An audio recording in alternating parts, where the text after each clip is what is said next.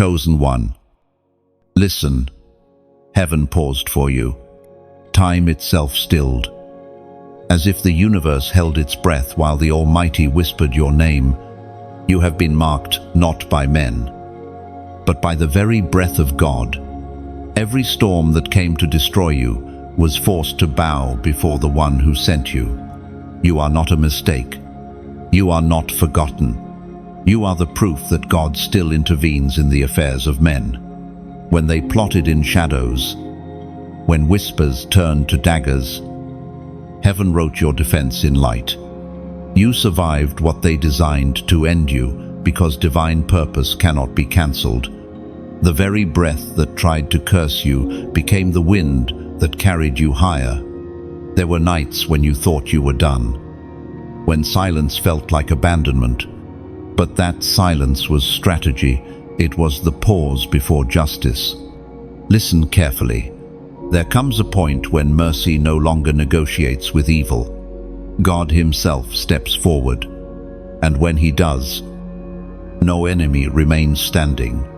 You are standing now because heaven stood first. Every force that sought to bury you is now powerless under divine decree. They couldn't end you because you were never built to end. You were built to endure, to witness, to testify that God's justice is swift. Remember those who laughed when you fell. They thought you were finished.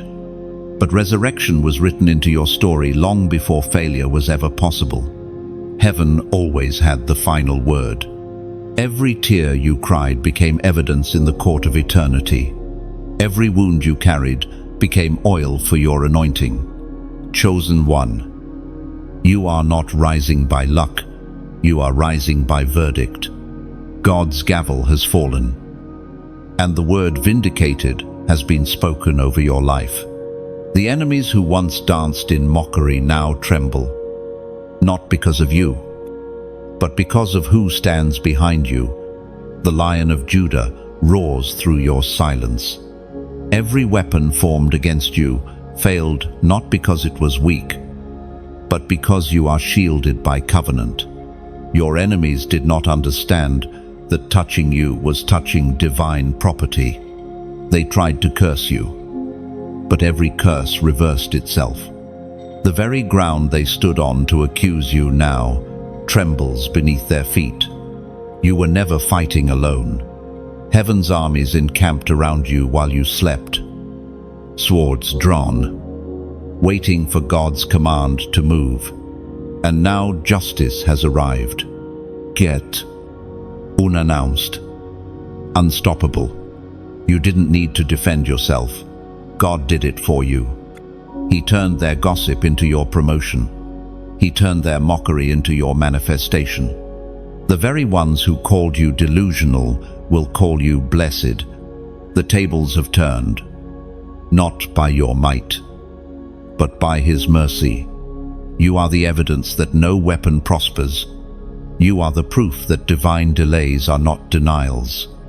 You are walking into a season where God himself will make your name echo in rooms you've never entered.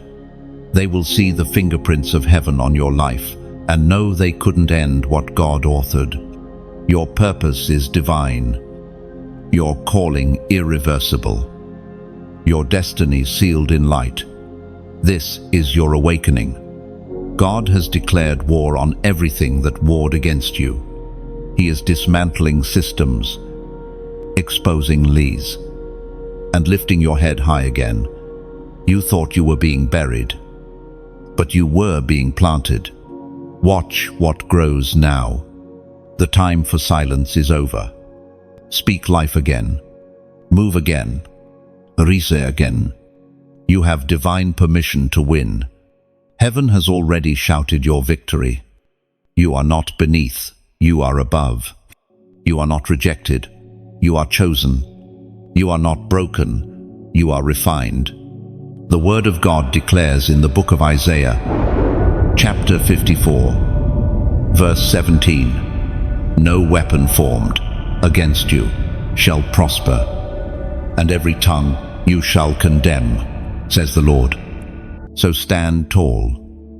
Chosen one, lift your head, for justice has found you. This is your divine moment, the very season where everything the enemy meant for evil turns into a testimony of power. Do not shrink back into fear. The same God who defended you in secret will honor you in public. He is restoring your voice, your dignity, your influence. You are stepping into a chapter written by the author of victory himself. Every delay now makes sense. Every loss was an exchange for greater gain. Heaven is rewarding your endurance, and angels are already moving in your favor. Feel that fire stirring within? That's not emotion, it's confirmation. You have outlasted the trial, and now you will outrun the sorrow. Like and share this word to awaken another warrior who forgot their crown. Subscribe to stay aligned with this prophetic flow of revelation and restoration. And if this message burns within your spirit, comment 777 below as a prophetic sign that you receive the swift justice of God, that you are standing under the covering of divine victory, and that your enemy's power has truly ended. The night they tried to silence you was darker than most. It wasn't just the absence of light, it was the presence of war. You felt the weight of unseen hands pressing against your chest, the heaviness of betrayal, the sting of words that cut deeper than any blade. They spoke your name in rooms you never entered, twisting it, breaking it, burying it under lies. You felt the chill of isolation and wondered if God had forgotten your cry. But even then, heaven was awake. Every whisper in the dark was recorded. Every tear that hit your pillow was noted. The night that seemed silent was, in truth, filled with the sound of angels moving in formation. You thought you were alone. But heaven was crowded. That night, warriors stationed, watchmen awake, the spirit hovering like fire over your pain. They plotted to end your influence, but they didn't know they were touching prophecy. You were not their enemy, you were their mirror, reflecting everything they refused to face in themselves. Chosen one, understand this. Those who seek to silence the chosen only amplify their calling. Every attempt to dim your light becomes fuel for your flame. What was meant to suffocate your voice became the reason heaven amplified it. Their words could not bind what was born from eternity. You were not an accident that stumbled into greatness. You were an assignment sent to disrupt the plans of darkness. And that night, when you thought it was over, heaven drew a line. God whispered, "No further." Every demonic force that had crept too close was commanded to retreat. They heard his voice and trembled. The fire that once surrounded you in trial became a wall of glory that no darkness could penetrate. You did not survive because you were strong. You survived because you were chosen. You may never know the full story of how many spiritual battles were fought on your behalf. How many times destruction stood at your door but was stopped by divine order. You only saw the bruises, not the blows that were intercepted. You saw the wound, not the warfare. You saw the pain, not the protection. But heaven saw it all, and that's why you're still here. Remember this. Chosen one, silence is often the sound of divine defense. When you were too weak to pray, groans became prayers. When you could not speak, your tears became intercession. You were not voiceless, your pain spoke louder than words. Heaven heard it as a trumpet. God does not need noise to act. He moves in stillness. He judges in silence. And that night, judgment began. The powers that surrounded you thought you would break. They thought you would fold. They thought the shame would drown you. but the oil within you refused to die. The flame of destiny refused to be extinguished. Even in your exhaustion, something in your spirit said, "Not yet." That "not yet" was heaven's echo through your soul, reminding you that your end had already been cancelled. What they didn't understand is that the anointing cannot be assassinated. They attacked your name, not knowing your name was written in fire. They attacked your peace, not realizing your peace came from the Prince of Peace. They attacked your identity, forgetting that it was formed in eternity long before their jealousy was born. You became their obsession because you carried what they lost favor. But the night shifted. A moment came when divine justice stepped into motion. Heaven issued an arrest warrant against every power that conspired to destroy you. The cords that tried to hold you snapped one by one. The curses returned to their senders, and confusion entered the camp of your enemies. You did nothing, yet victory came. You stood still, and God fought. The silence that followed wasn't empty, it was sacred. It was the silence of judgment unfolding, of scales being balanced, of heaven's decree taking shape on earth. The very atmosphere that once suffocated you began to shift. Where there was tension, peace settled. Where there was fear, confidence arose. You began to breathe again. And with every breath came a new awareness. You were never abandoned. You were being vindicated. Even now, the memory of that night serves as your proof that God defends His own. The very people who thought they had buried you will be the first to witness your resurrection. The ones who wrote your ending will have to watch your beginning. The ones who mocked your fall will testify of your rise. God has a pattern of using darkness as the backdrop for His greatest displays of light. You didn't lose your voice that night. You were learning how to roar. You didn't lose your faith. You were discovering its roots. You didn't lose God's presence. You were being hidden until the right time. Every unanswered question is being answered now in manifestation. The night they tried to silence you became the night heaven began to speak louder. Heaven speaks clearly through the words in Deuteronomy, chapter 31, verse 6. Be strong and courageous. Do not be afraid. For the Lord, your God, goes with you always. So hold your peace. Chosen one. That night didn't define your defeat. It confirmed your calling. Every shadow that tried to swallow you only made your light more visible. The night they tried to silence you will forever be remembered as the night God began to speak through you. You are the echo of victory birthed from the depths of war.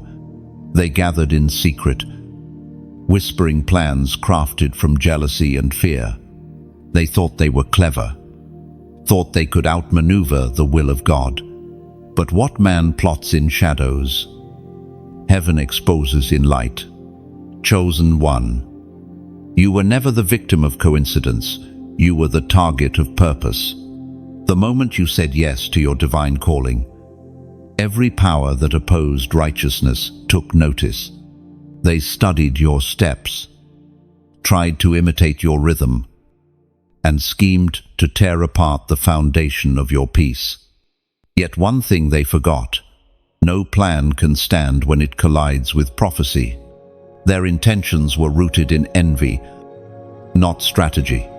They mistook your humility for weakness, your silence for defeat. But while they were busy building traps, heaven was writing reversals. Every hidden snare you couldn't see was being dismantled before it could close. Every accusation spoken against your name was turned into the soil from which your next season would grow. They broke their own weapons by aiming them at you. You didn't have to fight them. Your obedience fought for you. Every act of faith became a declaration in the spirit realm that heaven's authority covered you. When they laughed at your simplicity, God smiled at your endurance. When they mocked your prayers, He strengthened your armor. When they threw stones of rumor, He built steps from them. Every insult was a brick in the staircase of your ascension. There are moments in divine history where God doesn't destroy your enemies, He simply dismantles their power. He lets them live long enough to see your rise. He keeps them conscious long enough to realize they were never in control. And in that realization lies their defeat. Because God doesn't need to fight loudly, He fights through silence, through peace, through the steady glow of your perseverance. Chosen one. The broken plans of the wicked were never about you. They were about testing the integrity of heaven's word spoken over you. You passed that test. Every betrayal, every false accusation, every rejection, they were instruments, not interruptions. And because you endured without bitterness, your vindication will be public.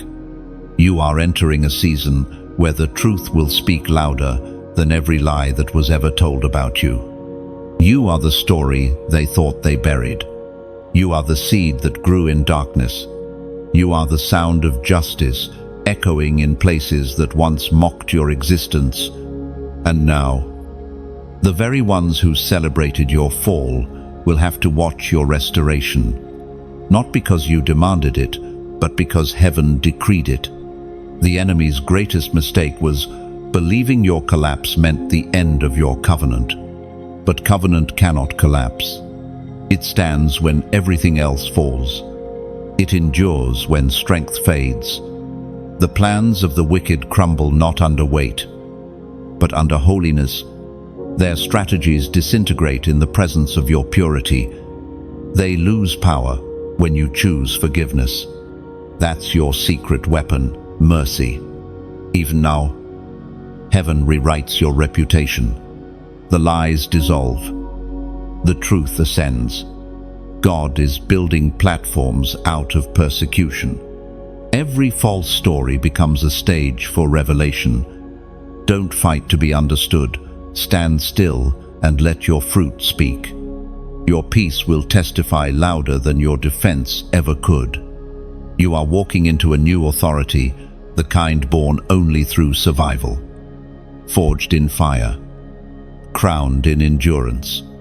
Those who spoke against you will start to echo your words. The same lips that cursed you will be the ones proclaiming your wisdom. The same eyes that rolled in contempt will widen in awe. This is divine irony, the justice of God served without vengeance, soaked in mercy. Heaven doesn't need revenge. Heaven restores. And you, chosen one, are about to witness restoration on a scale that only divine power could produce. The voice of God thundered in the book of Exodus, chapter 14, verse 14. The Lord will fight for you. You need only to be still. Now, that is your evidence. You didn't win because you shouted.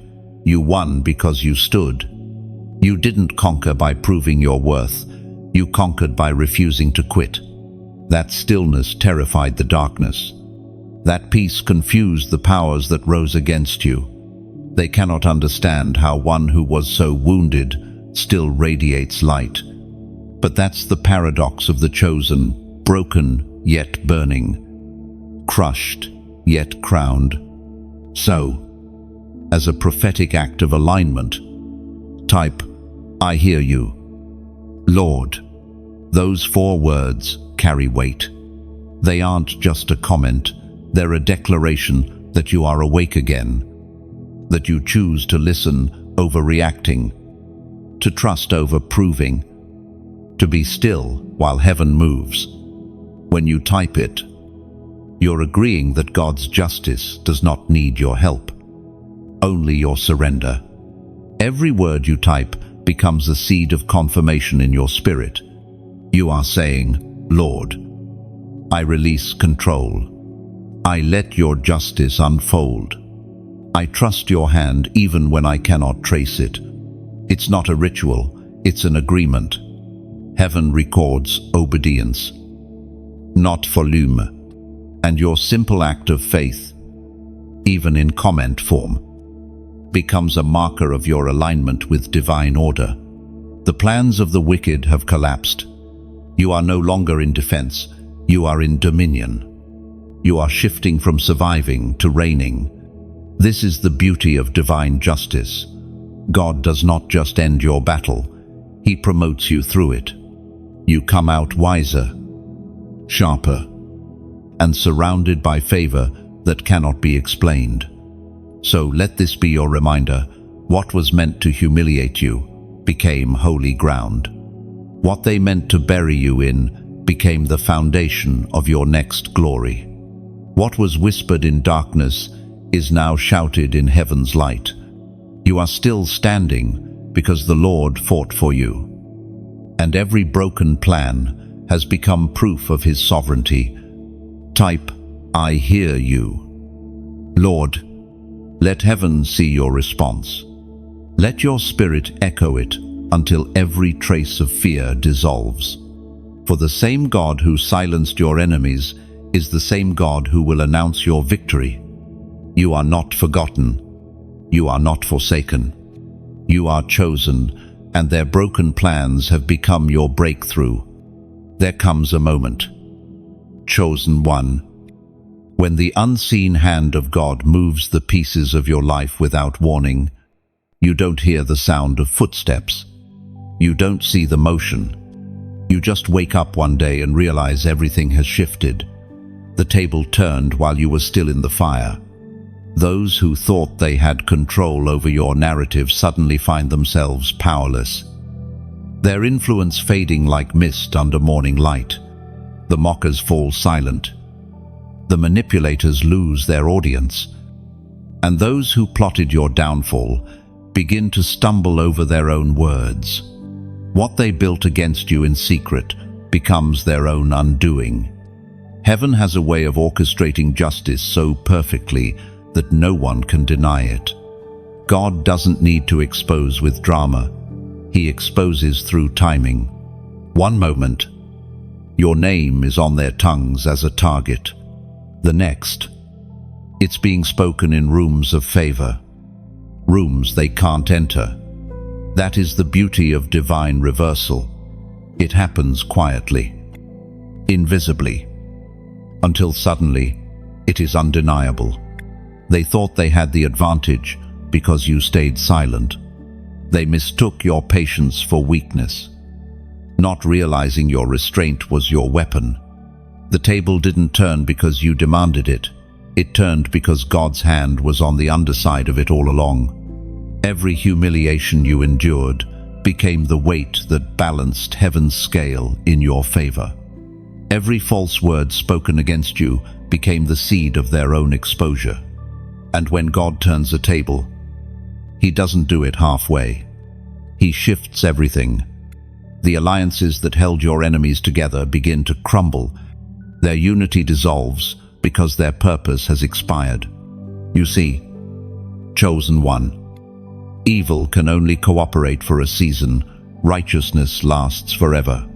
The moment God declares, enough, confusion enters their camp.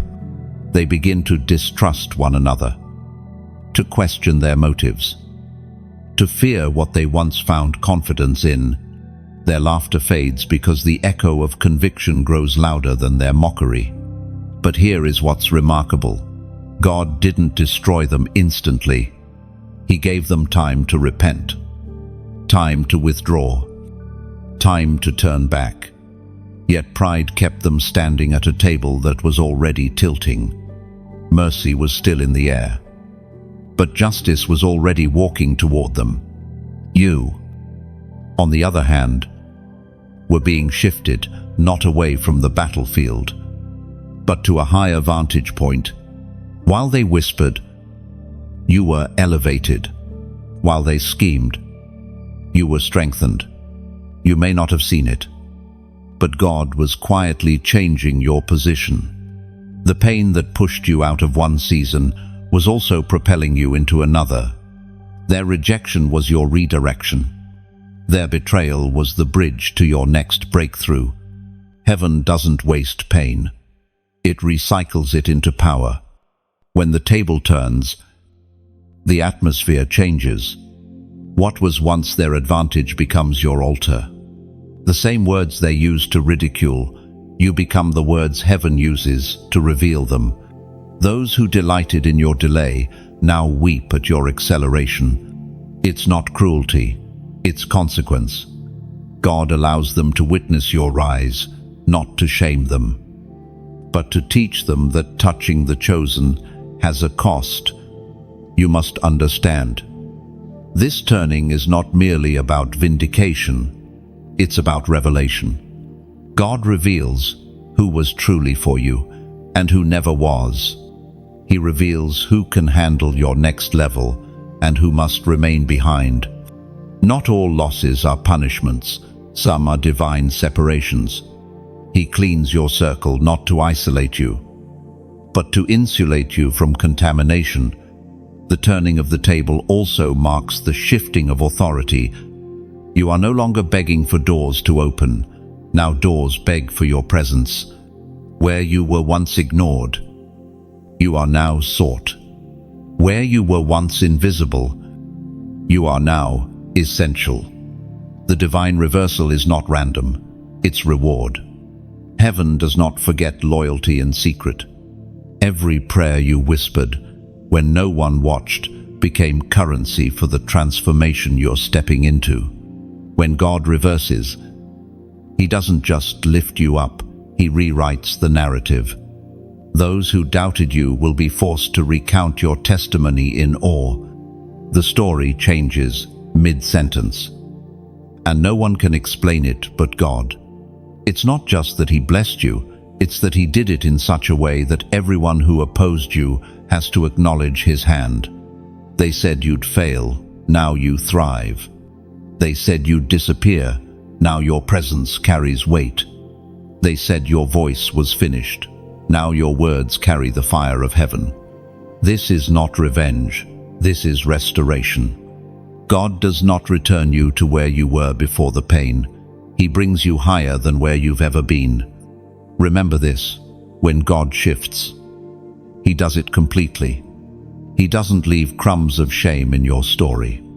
He clears your name, restores your dignity, and plants you in peace.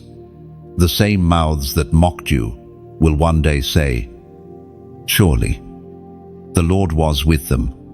The same eyes that rolled in contempt will be forced to watch your redemption unfold. But do not gloat. Chosen one, walk humbly. Justice was never about proving them wrong. It was about proving God right. Your victory is holy. Your triumph is sacred. You are not here to boast. You are here to testify. The world must see that light triumphs without cruelty, that grace wins without arrogance. As Jesus Himself declared in the Gospel of Matthew, chapter 20, verse 16, "So the last will be first, and the first will be last." This is the divine equation of reversal. You were last in their eyes, overlooked, underestimated, dismissed, but heaven had you listed first. Every humiliation you endured became a prophecy in disguise. What they called failure was the formation of your crown. What they called rejection was the setup for your royal seat. Now, when you walk into rooms, you won't need to explain your journey. The atmosphere will recognize your anointing. The same spiritual frequency that once resisted, you will now bow in reverence, because when God turns a table, He not only changes your position, He changes your environment. Everything begins to serve your purpose. You are stepping into divine reversal. The laughter that once mocked you becomes applause. The pain that once crushed you becomes power. The silence that once confused you becomes peace. You will not need to chase justice, it's already chasing you. You will not need to search for vindication, it's written in your atmosphere. The table has turned. Chosen one, sit where God seats you. Speak only what heaven instructs. The same stage that once hosted your humiliation will now witness your honor, and when they ask how it happened, you will simply smile and say, "The hand of God moved." End quote. There was a season, chosen one, when the flames rose higher than you could bear. You felt the fire licking at your edges, threatening to consume you whole. It wasn't just trial, it was refinement. You were marked by fire, guarded by grace. You didn't realize it then, but the fire was never sent to destroy you, it was sent to reveal what could not be burned. Gold only gleams after it's been through the heat. Diamonds only shine after pressure breaks their shell. You, too, had to walk through that furnace to discover the indestructible core within you. Every sleepless night, every unanswered prayer, every season of silence was God whispering, "Stay, trust me." You wondered if he was still near, if the flames meant you'd been forsaken. But the truth is, he was closest in the heat. He stood beside you like he stood with the three in Babylon's furnace. You thought you were burning, but you were glowing. The world saw fire. Heaven saw formation. People who watched from afar misunderstood your pain. They assumed you'd done something wrong, that your suffering was punishment. But you were being purified for purpose. The heat was heaven's way of preparing you to carry a greater measure of glory. Oil comes from crushed olives. Perfume is released by broken alabaster. Resurrection requires a tomb. Every chosen one must endure the divine paradox. The greater the fire, the greater the light. And oh, how patient heaven has been with you. The angels marveled at your endurance, watching you cling to faith, even when the flames roared louder. Every time you wanted to quit, you didn't. Every time you thought you had no strength left, grace refilled you. That's what it means to be marked by fire. Your scars glow with the memory of his presence. Now, look at you, still standing, still believing, still radiant. You carry the scent of survival, the fragrance of someone who has been through fire and came out refined, not ruined. The smoke didn't cling to you, only glory did. The very thing that was meant to destroy you made you visible to heaven and invisible to harm. Chosen one, you are stronger than you think. The battles that once broke you now bow to your voice. Your prayers carry weight because they were forged in pain. Your worship carries authority because it was birthed in loss. Your light terrifies darkness because it has seen the flame and did not flinch. You are the living proof that grace outlasts the fire. So now, take a deep breath. Feel that warmth in your chest. That's not just emotion, it's recognition. Your spirit remembers the fire, but it also remembers the hands that held you inside it. You've been through the furnace and found the fourth man standing with you. His presence has not left. His protection has not faded. You are a walking miracle wrapped in mortal skin. And because you are still here, you now carry a responsibility, a light to those still walking through their flames. When you share this message, you're not just spreading words, you're extending warmth to a soul that's shivering in their own fire. When you hit like, you're saying, "I've been there. and I made it.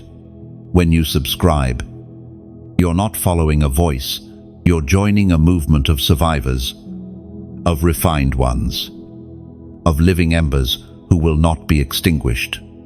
If your heart feels stirred to go further, to sow, to support, to help keep this flame burning, do it not from pressure, but from gratitude.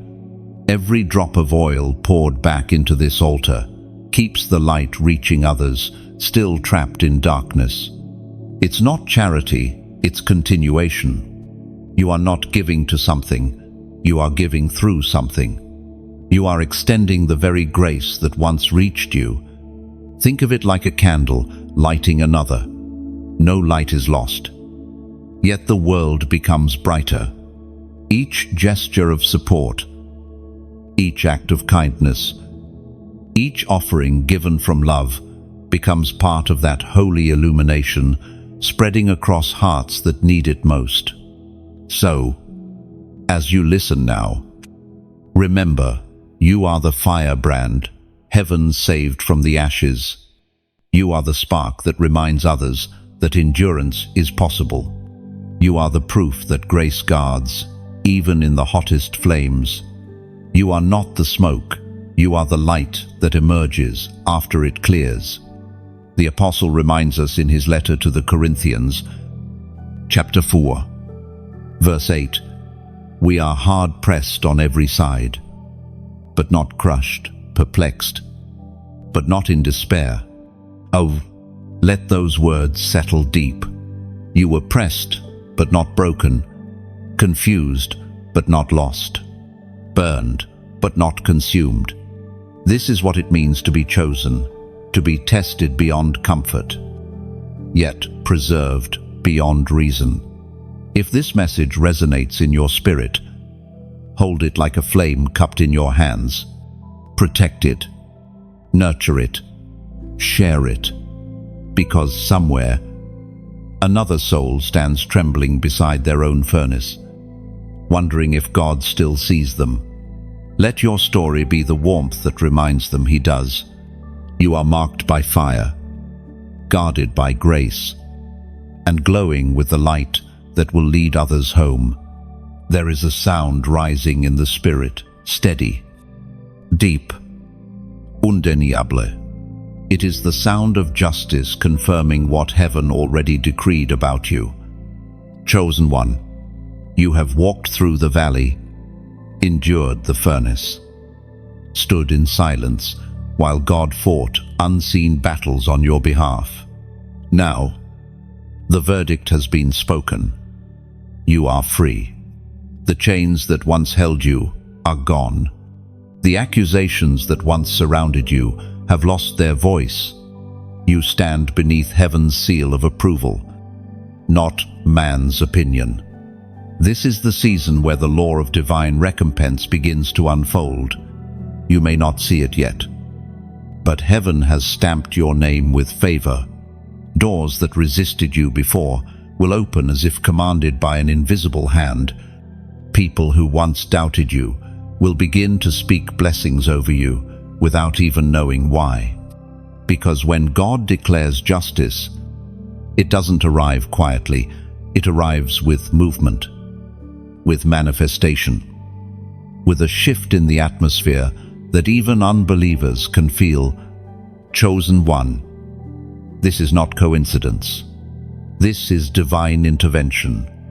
You are living in the aftershock of heaven's ruling. The very ground beneath your feet is vibrating with restoration.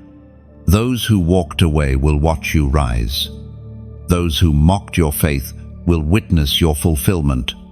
You are not entering this season because of merit. You are entering it because of mercy. God is paying you back for the years of silence, the nights of anguish, the seasons of delay. What was withheld will now be released in double measure. But this is not just about blessing, it's about order. Heaven has set things in divine alignment again. Justice isn't only about reward, it's about realignment. You are being repositioned where you were always meant to be. what the enemy stole from you: time, peace, credibility. God is returning with interest, not out of pity, but out of covenant. The seal of justice rests upon your spirit now. You are standing beneath a decree that cannot be reversed. This seal, this covering, is not visible to the natural eye, but all of heaven recognizes it. It's the mark of the vindicated. It's the invisible proof that you have passed through judgment and emerged cleansed. It says, "Touch not this one, for they are mine." That is why certain doors that once led to chaos no longer tempt you. That is why certain people who once held power over you suddenly lose their influence. God ended their access the moment He sealed your name in light.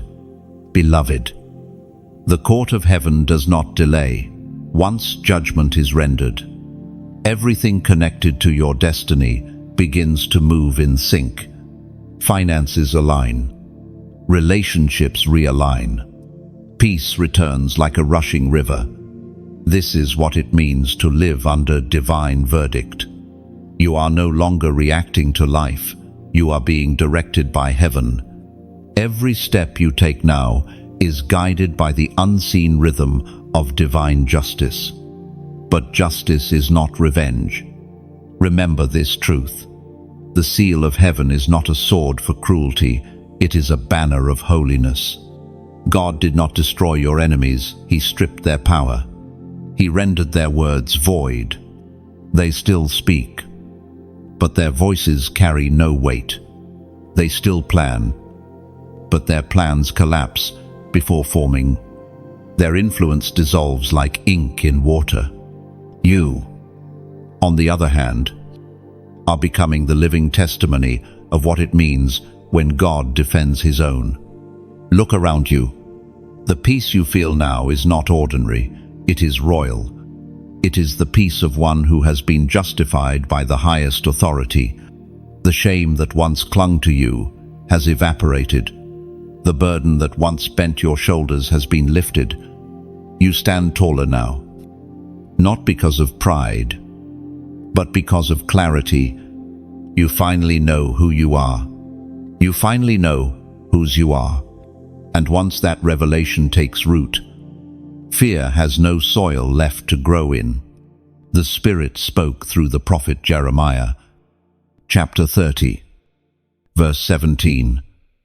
For I will restore health unto thee, and I will heal thee of thy wounds, saith the Lord, because they called thee an outcast, saying, This is Zion, whom no man seeketh after. And let that word settle deep within you. You were called an outcast. You were made to feel invisible. Yet heaven calls you healed, restored, sought after. You are no longer the one abandoned. You are the one anointed. You are the one God has chosen to represent His justice on earth. So now, chosen one, as a prophetic act, comment 444 below. That number symbolizes open doors and divine establishment. When you write it, you are not just typing digits, you are aligning yourself with the decree of heaven that has already been spoken. You are saying, Lord, establish your justice in my life. Let every false weight be balanced. Let every stolen thing be returned. This act is not superstition, it's symbolism. Heaven moves through signs of obedience. Each small act of faith becomes a sound in the spirit, a vibration that echoes upward and draws divine attention.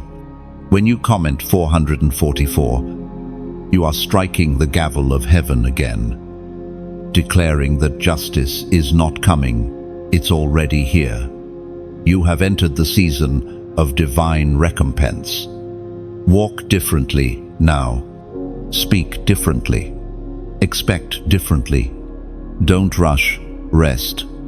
Don't chase, attract. Justice has already gone ahead of you, preparing places where your name will be honored, where your story will inspire, where your scars will shine as proof that fire refines but does not destroy. Chosen one, let peace replace the pressure. Let gratitude replace the grief. Stand still beneath the seal of heaven and know you are covered. You are protected. You are marked not by your wounds, but by your worth. Every day from this point forward will whisper the same truth. God's justice is swift, and you were always meant to win. The weight of heaven's verdict is not something you can see with your eyes, but you can feel it in your bones. It settles upon you like a silent crown, heavy yet holy. It is not the burden of punishment, it is the glory of responsibility. When God declares enough, the entire spiritual realm shifts in your favor. The sound of his gavel resounds not only in heaven, but in the very atmosphere surrounding you. Every chain that held you is broken. Every false word that clung to you dissolves. It is not just that you are free, you are vindicated. You may not have understood the magnitude of what happened when God ruled in your defense. It wasn't a quiet decision whispered in the corners of eternity. It was a cosmic announcement that rang through creation. Heaven's court stood. The angels bowed their heads, and the decree was sealed in fire. This one belongs to me. You, chosen one, became untouchable, not because of might, but because of mercy. When the verdict of God descends, everything that once oppressed you begins to crumble without warning. You start to notice how old wounds stop aching, how memories that once wounded your spirit lose their sting. Even people who once looked at you with disdain begin to see something different in your eyes. It is not arrogance, it is authority. There is a quiet radiance about those who have been justified by heaven. It is the light of one who no longer fights for approval, because they have already been approved by the highest judge. And yet, with this vindication comes a holy weight. You are no longer free to live as you once did. Freedom from false accusation does not mean freedom from purpose. When God sets you right, he also sets you apart. You cannot return to the same patterns, the same circles, or the same compromises. The verdict wasn't just for your deliverance, it was for your transformation. That is the true weight of heaven's justice. It changes everything about how you live. You start walking with a stillness that cannot be faked, a peace that cannot be disturbed. You become mindful of your words, aware of your atmosphere, careful with your company. The verdict marked you. The world will sense it, even if they cannot explain it. The justice of God is not loud, but it is final. There will be no appeals, no negotiations, no reversals. What he has sealed cannot be unsealed. What he has declared clean cannot be called unclean again. You have entered a state of divine protection that cannot be revoked. That is why certain doors you once desired no longer open. It's not rejection, it's redirection. Heaven has restructured your access. The wrong tables are now closed to you. Not because you failed, but because you've been promoted to a higher court. And though you may not always understand his methods, you will always feel his covering. Even when life feels uncertain, justice still holds you steady. Because when heaven rules in your favor, every earthly instability bows to that ruling. Finances realign, relationships recalibrate, enemies retreat. It's not magic, it's order. You are now walking in divine order, and chaos cannot coexist with that. There is also this Sometimes God's justice is a slow unfolding. You see pieces of it before the whole picture forms. You might notice peace returning long before restoration arrives. You might sense favor before opportunity. That's because divine justice works from the inside out. God heals your heart before He rebuilds your house. He restores your name before He restores your platform. He mends your soul before He multiplies your influence. The process itself is proof that the verdict is active. Chosen one. The weight you feel right now is not heaviness, it's holiness. It's the awareness that you have been trusted with more than you ever imagined. You survived judgment, and now you carry justice. Heaven did not just free you from accusation, it appointed you as a witness. You will speak of this season, not with bitterness, but with power. You will stand before others who still live under the weight of false guilt and tell them, I have seen the gavel fall in my favor, and I know that God defends His own. And when you speak, your words will carry authority, not the kind learned from study, but the kind born from scars. Your story will dismantle shame in others because it no longer lives in you. Every wound that once screamed pain now whispers purpose. Every loss that once broke you now becomes a tool for healing. You have moved from victim to vessel. Heaven speaks clearly through the writings in the book of Micah. Chapter 7, verse 8. Do not rejoice over me, my enemy. Though I have fallen, I will rise. Though I sit in darkness, the Lord will be my light. That verse is not just poetry, it's prophecy. You sat in darkness, but you didn't stay there. You fell, but you rose. You were accused, but you were acquitted. And every enemy that rejoiced over your fall now trembles at your rise, not because you are vindictive, but because you are radiant. You reflect the justice of the one who defended you. So walk with quiet strength. The verdict of heaven has weight, but it also has wings. It grounds you in humility while lifting you into glory. It reminds you daily that your name has been spoken in the courts of eternity, and that no earthly power can overrule that decree. You are not under judgment anymore. You are under justice. And from this point on, every step you take will echo with that truth, that heaven has ruled, that mercy has triumphed, and that your life is living proof that when God says enough, no power on earth or hell can say otherwise. There is a sacred mystery in exposure. Chosen one. When heaven begins to unveil what was hidden, it is never merely for punishment, it is for redemption. You may feel the sting of revelation, the shock of truth surfacing after long silence. But understand this, exposure is the language of justice. God reveals not to shame, but to heal. He uncovers not to destroy, but to deliver. Every hidden thing must one day stand in the light, because only in light can truth breathe again. There were those who smiled before you, but plotted behind your back. Their masks were convincing, their words smooth. They knew how to look sincere while harboring secret envy. For a time, God allowed their disguise to remain, not because He was blind, but because He was patient. He gave them time to change, to repent, to release their grip on deceit.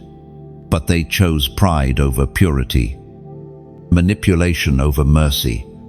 And when the heart hardens, exposure becomes inevitable. You began to notice subtle shifts, the unease in your spirit when certain voices spoke, the heaviness that entered rooms they occupied, the way peace fled whenever they approached. You may not have understood it then, But heaven was warning you. God was preparing to separate light from shadow. The season of pretending was ending. The truth could no longer be suppressed beneath the surface. Exposure often starts quietly. A word spoken in the wrong ear. An inconsistency noticed. A secret revealed in passing. It unfolds like dawn slow, gentle, yet unstoppable. And when it comes, it reveals not just what others have done, but also what God has preserved you from. You begin to see how His delays protected you from deception, how His silence shielded you from traps you never knew existed. Chosen one. Exposure is mercy in disguise. It hurts. Yes, but it heals. It removes false alliances, clears spiritual toxins, and returns clarity to your discernment. The people you thought you needed fall away, and in their absence, peace re-enters your life. The heartbreak of betrayal becomes the birthplace of wisdom. You learn to listen to that inner voice, the one that trembled before, but now speaks with certainty. Not everyone around you deserves access to you. It's painful to admit that some connections were never covenant, only convenience. Some friendships were never rooted in love, only in what they could take from your light. You gave them trust, they gave you deceit. You offered grace, they offered manipulation, and still, heaven watched silently until now. Because the season of falsehood has expired, the curtain is being torn, and every hidden motive is stepping into illumination. But remember, chosen one, when God exposes, He does so with perfect timing. If He revealed too soon, you might have defended those who meant you harm. If He revealed too late, their influence might have poisoned your purpose. Exposure comes precisely when your spirit is mature enough to handle truth without bitterness. That is why, even as the masks fall, your heart must remain soft. Justice is heaven's work, forgiveness is yours. When exposure begins, it feels like loss. You see face disappear, connexion dissolve, doors close. But in truth, it is pruning. God is trimming what cannot grow with you. The branches that bear no fruit must fall away for the tree to thrive. It is not rejection, it is refinement.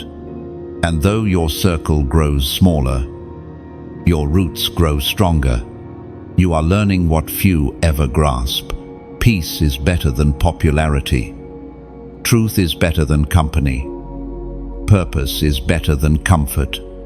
The moment exposure happens, you might be tempted to shout, to vindicate yourself publicly. But that is not your role. Let God tell the story. The same voice that revealed the lie will reveal the lesson. The same light that unmasked deception will also spotlight your integrity. You don't need to fight for credibility when heaven is your witness. Those who doubted you will soon find silence their only defense. What happens next is both beautiful and holy. The air around you clears. The confusion fades. The heaviness that clung to your heart begins to lift. You start to feel light again, lighter than you've felt in years. That's what truth does. It frees you from the weight of pretending. You are no longer bound to false peace. You are no longer chained to toxic loyalty. You are free to breathe, free to dream, free to rebuild. Heaven speaks through the writings of David in the Psalms. Chapter 37, verse 6. He will make your righteousness shine like the dawn, the justice of your cause like the noonday sun. That is the promise of exposure, not destruction, but revelation. Your righteousness will shine. not because you defended it, but because God did. The truth about you will rise like the sun, slow at first, but then bright enough for all to see. The same people who doubted your integrity will marvel at your peace. The same ones who questioned your silence will understand that you were waiting for heaven's timing. So stand in the light without fear. Let the revelation unfold. Trust that every truth revealed, no matter how painful, serves a holy purpose. You are not losing, you are being refined. You are not being humiliated, you are being purified. Every unveiling is an invitation to deeper freedom, to greater authenticity, to clearer vision. Let the light fall where it must. God is not just revealing them, He is revealing you as well. The real you, untouched by deceit, unbound by pretense, unshaken by exposure. The version of you that was hidden behind survival now stands radiant with truth. And when the dust settles, when every mask has fallen, you will look back and realize exposure was not the end of your peace, it was the beginning of your purity. There is a holy sound that rises from surrender. Chosen one. It isn't loud or dramatic, it's the whisper of a heart finally at peace with God's timing. You've been through seasons of struggle, where every prayer felt unanswered and every door seemed locked. Yet even in your silence, heaven heard the vibration of your faith. And now, after the unveiling and the storms, you've arrived at the still point of divine listening. You no longer need to shout for attention. You've learned that God hears the quiet. You've discovered that the most powerful prayers are often tears unshed and sighs unspoken. The world may never understand that kind of trust, the kind that doesn't demand proof, but rests in promise. But heaven calls it maturity. You've graduated from reaction to revelation. When you whispered, "Lord, I don't understand, but I'll stay." That was worship. When you kept walking with no sign of change, that was obedience. When you refused to curse the pain and instead said, "Your will, not mine," that was faith. Heaven recorded every moment of it. Angels took note. And now the divine exchange begins. Ashes for beauty, mourning for dancing, waiting for fulfillment. This is the moment where heaven leans close, not to test you but to trust you. You have proven that your heart remains pure, even when misunderstood. You have shown that you can love without recognition, forgive without apology, serve without spotlight. That's what separates the chosen from the crowd. You have not lost your fire, you have refined it. You no longer burn to be seen, you burn to be true. There was a time when you begged for confirmation. You needed signs, visions, affirmations. But now, you simply know. You feel God's guidance not as a thunderclap, but as a stillness that leads you gently. It's the peace that comes after the storm, the realization that survival was never random. You made it because you were meant to. This is your response moment, the moment where heaven invites you not just to receive, but to answer. Every chosen one has a defining response, a point in their journey where they don't just believe, they declare. It's not about volume, it's about alignment. When your words and your faith synchronize, the atmosphere shifts. And that is what's happening now. But before your declaration rises, pause and feel this. The silence that surrounds you is not empty, it's sacred. God is closer than your breath, nearer than your fears. The same voice that spoke galaxies into existence now whispers your name, and in that whisper, every doubt bows, every fear fades. Every storm ceases. You realize you were never alone, not once, not ever. Chosen one, you've walked through fire, through rejection, through the ache of waiting. But now you stand in the calm of completion. You are no longer being tested, you are being trusted. God trusts you to carry what others would have corrupted.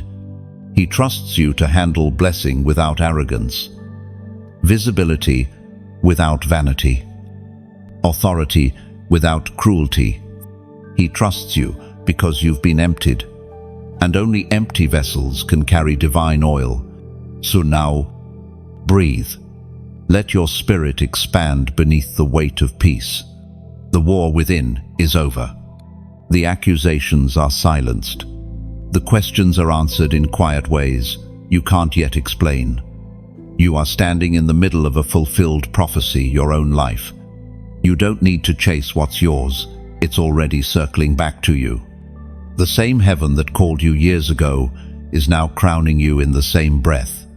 The ancient words recorded in Romans chapter 8, verse 31 declare, "If God is for us, who can be against us?" That is not just comfort, it is confirmation. Heaven has spoken on your behalf. The opposition may remain, but it is powerless. The storm may roar, but it cannot touch the peace you now carry. You have become untouchable, not because of who you are, but because of whose you are. So this is the moment to respond. Not to me, not to the world, but to heaven. Type, "I hear you, Lord." And those 4 words are your declaration, your spiritual fingerprint. When you write them, you're not just commenting, you're confirming alignment. You're saying, "I choose to listen, not react. I choose to trust, not fear.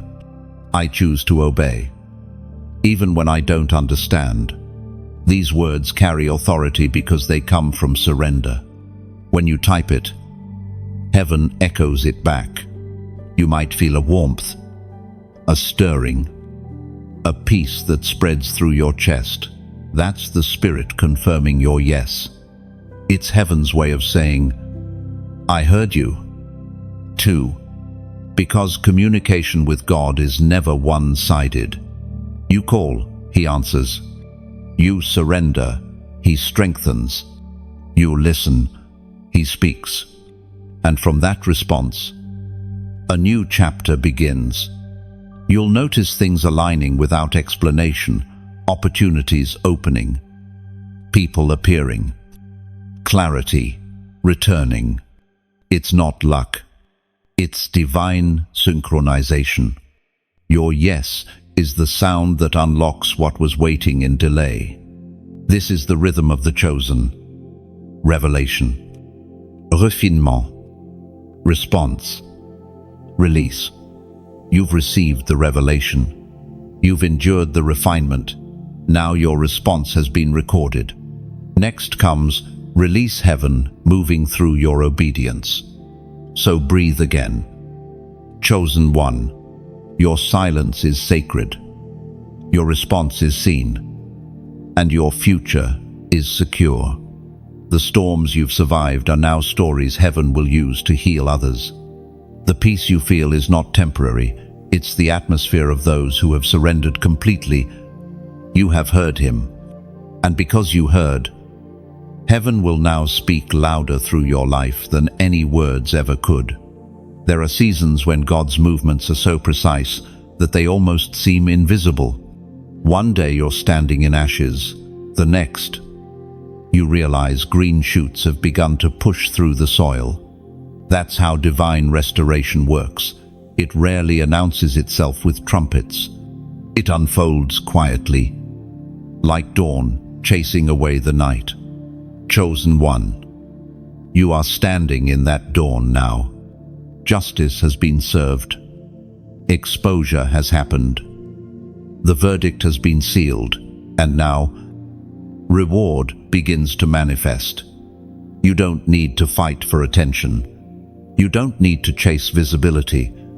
When God decides to reveal His glory through you, He doesn't need a crowd's approval. He only needs your obedience. Heaven itself becomes your stage, and every step you take becomes part of the story. He is writing for the world to see. You have been through shadow and silence, through storms and separation. And yet, here, you are still glowing, still breathing, still believing. That's the evidence of His hand. This is the moment to witness the hand of God, not in theory, but in manifestation. You will see signs of His goodness appearing like flowers after rain. Places that once felt barren will bloom again. Conversations that once felt heavy will now bring peace. Even your face will change. Peace has a way of softening the lines of those who have walked through fire and survived it. You are being made new, not by chance, but by design. You are the living testimony of God's faithfulness, and that testimony must be seen, shared, and sown. There are souls waiting in the same darkness you once lived in, souls that will find hope only because you opened your mouth and said, "Look what God did." Every share, every word, every act of spreading this message is not about algorithm or fame. It's about reaching the one still trapped in the pit you escaped. When you click like, you're not boosting content. You're acknowledging that heaven's word touched something deep inside you. You're saying, "Yes, I recognize this truth. It found me." That small act sends ripples into the unseen world, connecting faith to faith, hope to hope. You never know whose heart is hanging by a thread and needs your small sign of agreement to remember that God still moves. When you share, think of it not as posting a video, but as lighting a lantern. Each share becomes a small flame carried into another person's night. You don't need to know their name. God does. You don't need to see the result. Heaven does. What if your one act of sharing becomes the moment someone else decides not to give up? What if your courage to pass the light saves a soul from giving in to the darkness? And when you subscribe, you're not joining a list, you're joining a lineage. You're saying, "I want to stay connected to the current of what God is doing." It's like planting your roots beside a flowing river. The more you stay connected to divine words, the more nourishment your spirit receives. In times when the world feels dry, your soul will remember this flow, this rhythm, this constant reminder that you are chosen, covered, and called. If your heart feels moved to go deeper, to give, to donate, to sow into this message, understand this: you're not buying a blessing, you're building a bridge. Every offering becomes a stone in the path that leads more hearts toward light. You are helping create an altar in the digital wilderness, a place where weary souls can rest and remember who they are. Every seed sown into divine work multiplies beyond your reach. The blessing doesn't leave your hands, it expands through them. Think of it as rain falling on different fields. Some drops land near you, nourishing your dreams. Others land far away, watering someone else's miracle. But the source is the same, the overflow of a grateful heart. Giving isn't loss, it's collaboration. It's telling God, "Use me as a channel, not a container." When you pour out, heaven refills. Always. Chosen one. The world around you is starving for authenticity. People scroll through endless voices, but rarely find truth that touches the soul. you carry that truth. You've lived it, breathed it, bled for it. That's why what you share carries weight. It isn't theory, it's testimony. You are no longer a spectator, you are a witness. You are the living evidence that when God decides to defend someone, no power can oppose him. So, speak your story. Let your voice become a bridge of mercy. Use your words as seeds, your actions as light. There's someone right now whose faith is flickering, and your small flame could reignite it. Don't underestimate the reach of one act of obedience. The gospel has always spread through small hands carrying big hope. The apostle reminds us in his letter to the Galatians, chapter 6, verse 9, "And let us not be weary in well-doing, for in due season we shall reap, if we faint not." That verse is more than encouragement, it's confirmation. You've done the hard work. You've planted through tears, watered with endurance, waited in faith. Now you are stepping into your due season. The harvest doesn't always look like fame or wealth. Sometimes it's peace. Sometimes it's purpose. Sometimes it's the quiet joy of knowing you've obeyed. But it always comes as you continue on this journey. Remember, the message is not mine, it's ours. It's the collective cry of every soul that's been tested, tried, and transformed by grace. Every click, every comment, every act of generosity is a thread in this tapestry of redemption that God is weaving across the earth. If this word has touched you, hold it in your heart like a candle in the dark. And if that flame feels strong, let it travel through your hands, your words, your kindness. Like, share, subscribe, donate if you feel led, not for recognition, but to keep the fire alive. Because this isn't about content, it's about covenant. We are the keepers of the light, chosen one. Your dawn has come. The darkness has had its hour, but morning belongs to you. Rise gently, walk boldly, and wherever you go, let the glow of what you've survived become a beacon for someone still searching for hope. For that is how heaven's justice continues, not just in miracles, but in movements of love carried by those who refuse to let the flame die. The hidden years were not wasted. Chosen one, they were holy training. While you were waiting, you thought heaven had forgotten you. You mistook silence for absence and delay for denial. But God was not ignoring you, He was preparing you. Every unseen battle, every quiet day, every unnoticed victory was shaping something deep within your soul. The waiting room was not a prison, it was a classroom. You see, destiny is heavy. It requires muscle to carry it. And strength is not built in applause, it is built in obscurity. God could not reveal you too soon, because what He placed inside you needed to mature in the dark before it could survive the light.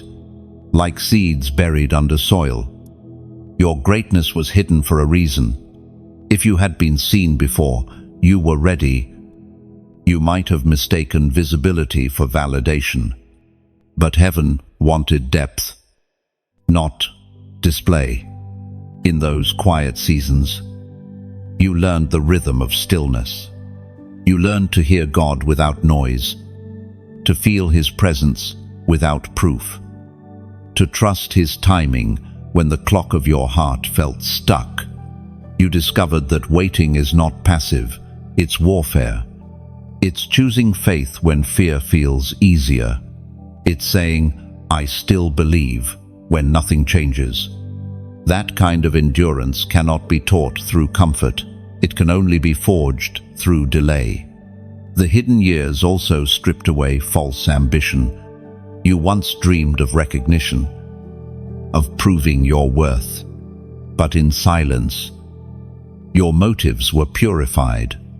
You stopped seeking stages and started seeking strength. You stopped chasing outcomes and started chasing obedience. You stopped asking for opportunities and started asking for oil. That's when transformation began. Heaven saw your posture in obscurity and said, "Now they're ready for visibility." You didn't realize it, but heaven was keeping score. Every time you stayed faithful when no one clapped. Every time you served when no one saw. Every time you forgave without being thanked, it was recorded. And now, those hidden acts of obedience have become your foundation. Public favor without private faith collapses. But you have both. You are not built on applause, you are built on endurance.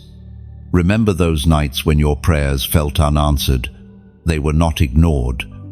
They were stored. Heaven holds every word ever spoken in faith. And when the time is right, they return as harvest. You prayed for strength and learned patience. You prayed for clarity and received discernment. You prayed for opportunity and received character. Heaven always answers, just not always in the language we expect. The hidden years also taught you humility. You learned how to walk quietly among noise, how to keep your peace while surrounded by chaos. You discovered that true power doesn't shout, it shines. You became dangerous to darkness, not because of your words, but because of your consistency. The devil fears the one who doesn't quit.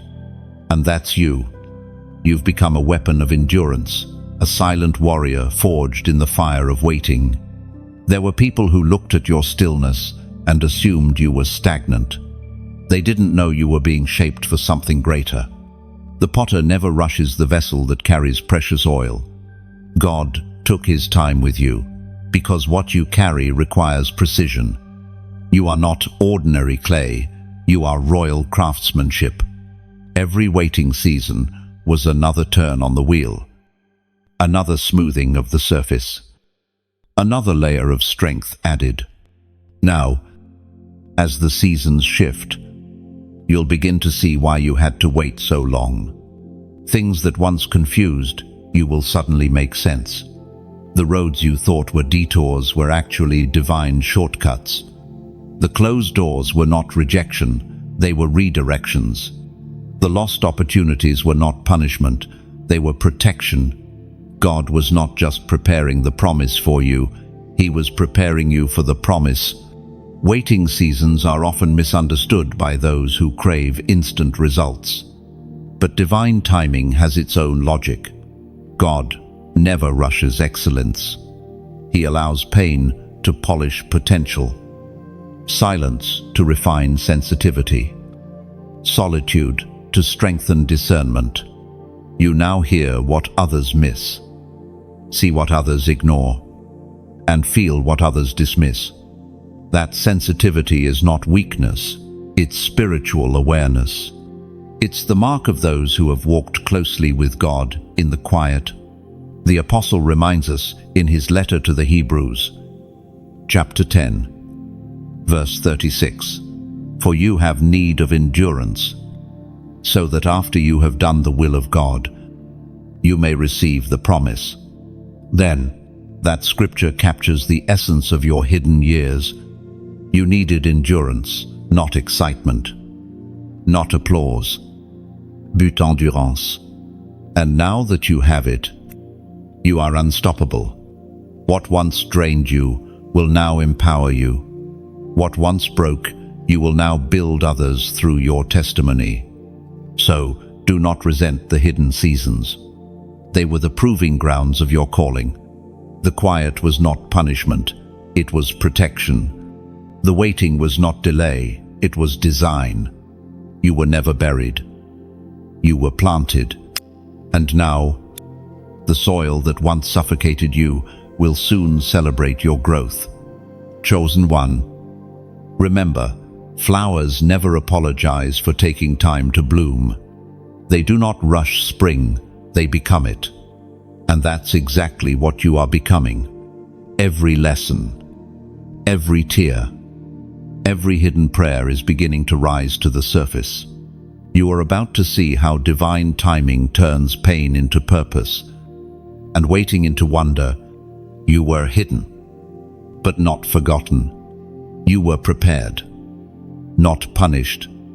You were refined, not rejected. The season of waiting was not wasted.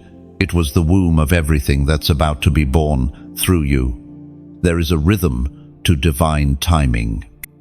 Chosen one, a pulse that beats differently from the world's clock. The world rushes, but heaven paces.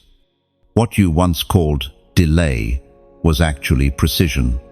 You were never behind schedule. You were moving according to divine choreography.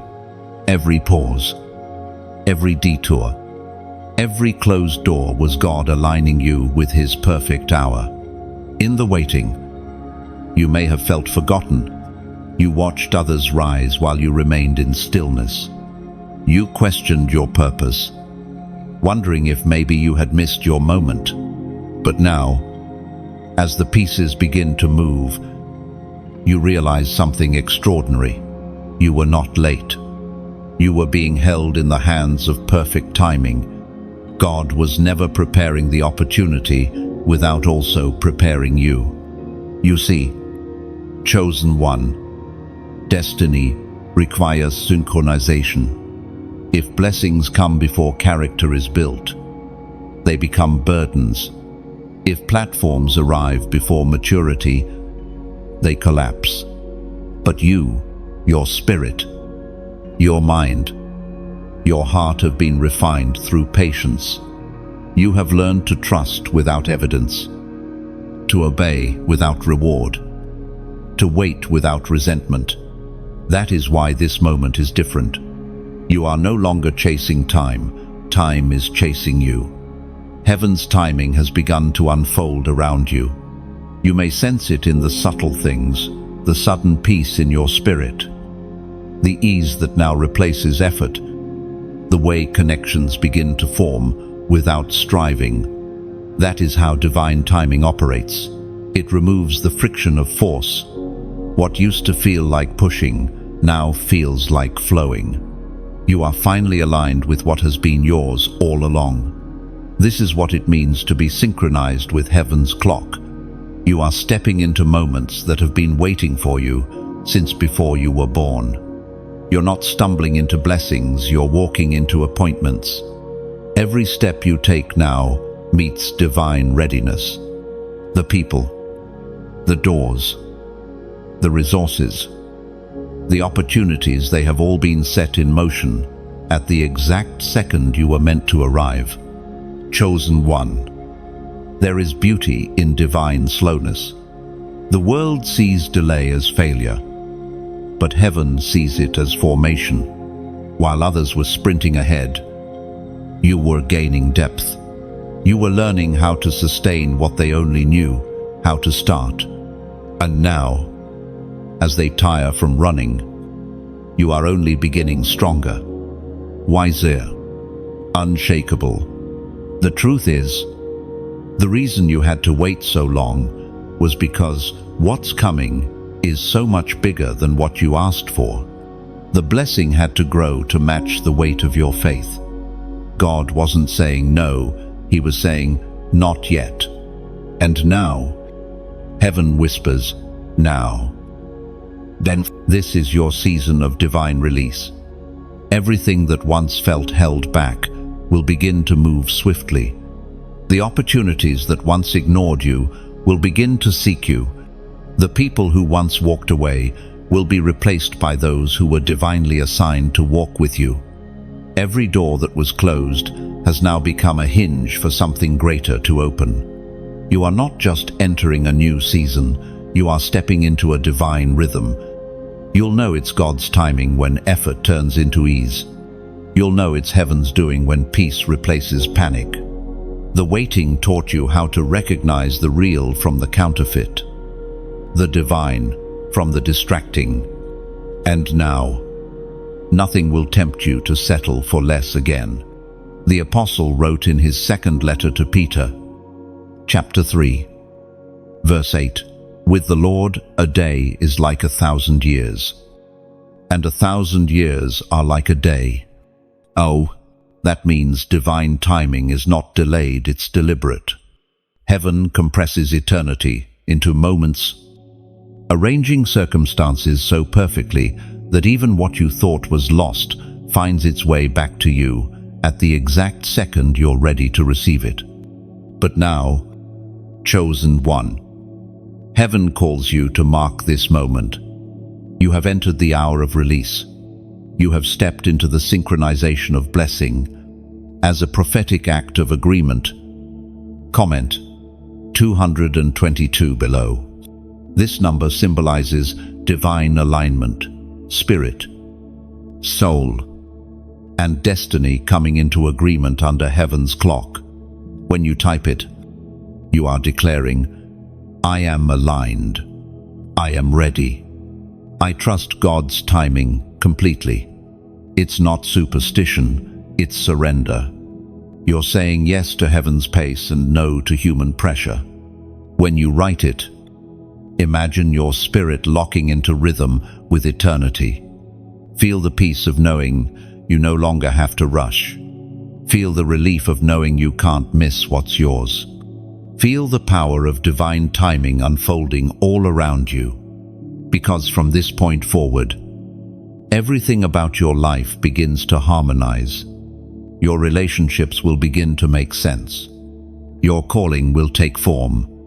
Your past will no longer be a weight, but a witness. Every moment, even the painful ones, will reveal why it had to happen exactly when it did. You'll look back and realize there was never a delay, only preparation.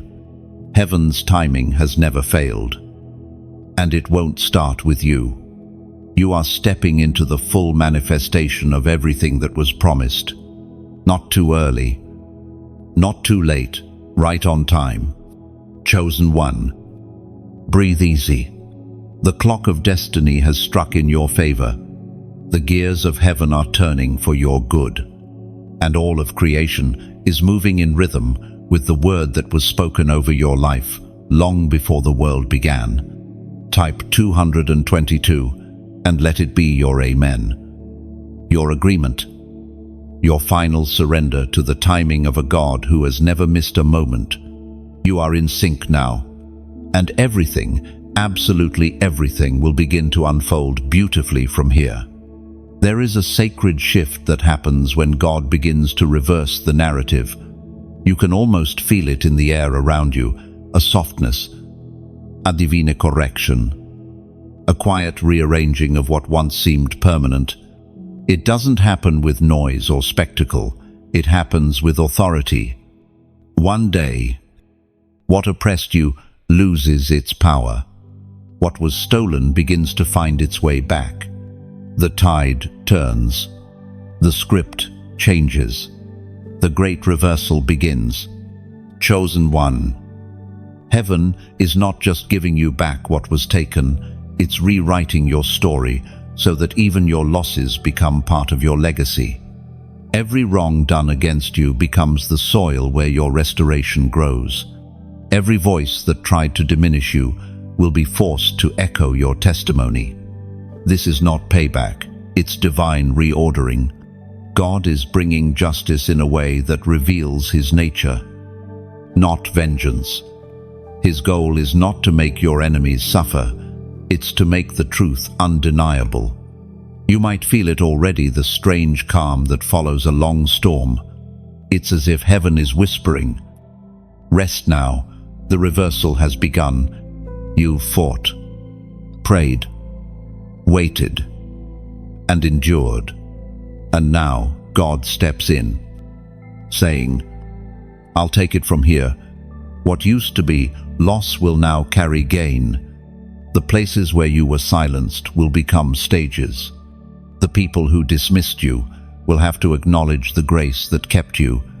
Divine reversal is not about erasing the past, it's about transforming it. The scars remain, but they glow now. The memories still exist, but they no longer hurt. You'll look back and realize that what tried to bury you actually planted you deeper in God's soil. The darkness you feared became the womb of your destiny. The valley you cursed became the path to your mountain. There's a pattern in how God works. He lets the proud speak first, so that humility can have the last word. He lets the storm rage first, so that peace can silence it completely. He lets the lies spread first, so that truth can arrive with proof. You are living in that divine irony now, the season when everything that worked against you will begin to work for you.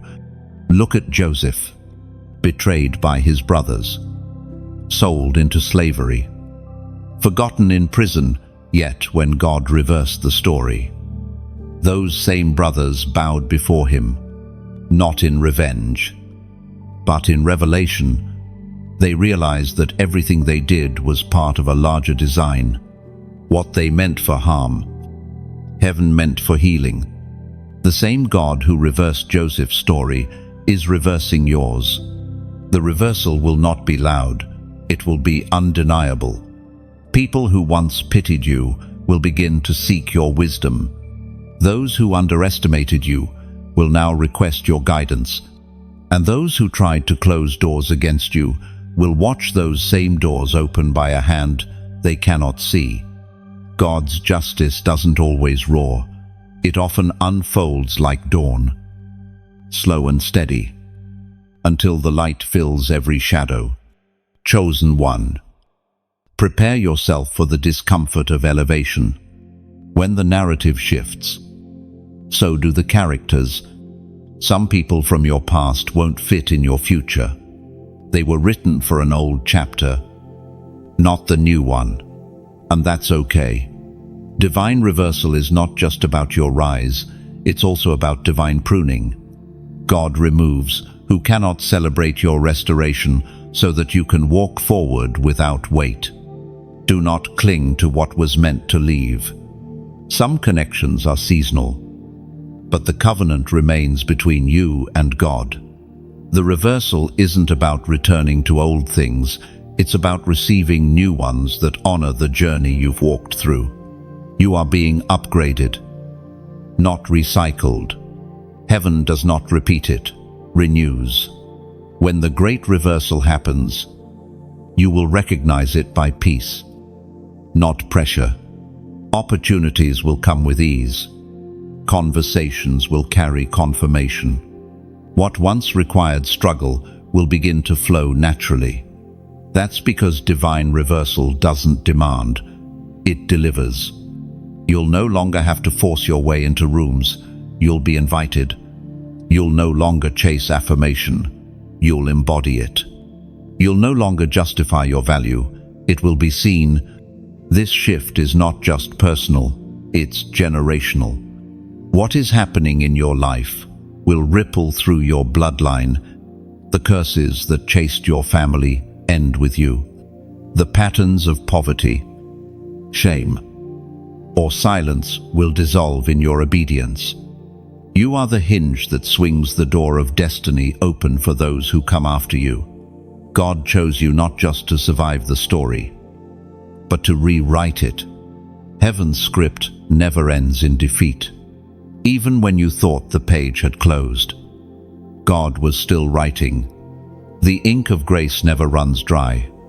Every setback was a comma, not a period. You thought it was over, but heaven was simply turning the page. And now, as you stand in this new chapter, you realize that nothing was wasted. Every delay, every heartbreak, every night of tears, each one was an ingredient in the masterpiece being unveiled. Now, it is written in the book of Isaiah, chapter 61, verse 7. Instead of your shame, you shall receive a double portion. And instead of disgrace, you shall rejoice in your inheritance, and so you will inherit a double portion in your land, and everlasting joy will be yours. That is the anthem of reversal. Where there was shame, there will now be honor. Where there was loss, there will now be abundance. Where there was silence, there will now be songs. The same ground that absorbed your tears will soon echo your laughter. Chosen one, step carefully into this season, not because it's fragile, but because it's sacred. The reversal you're walking into is not a mere correction of circumstances. It's a renewal of identity. You are not returning to who you were before the pain. You are becoming who you were always meant to be through it.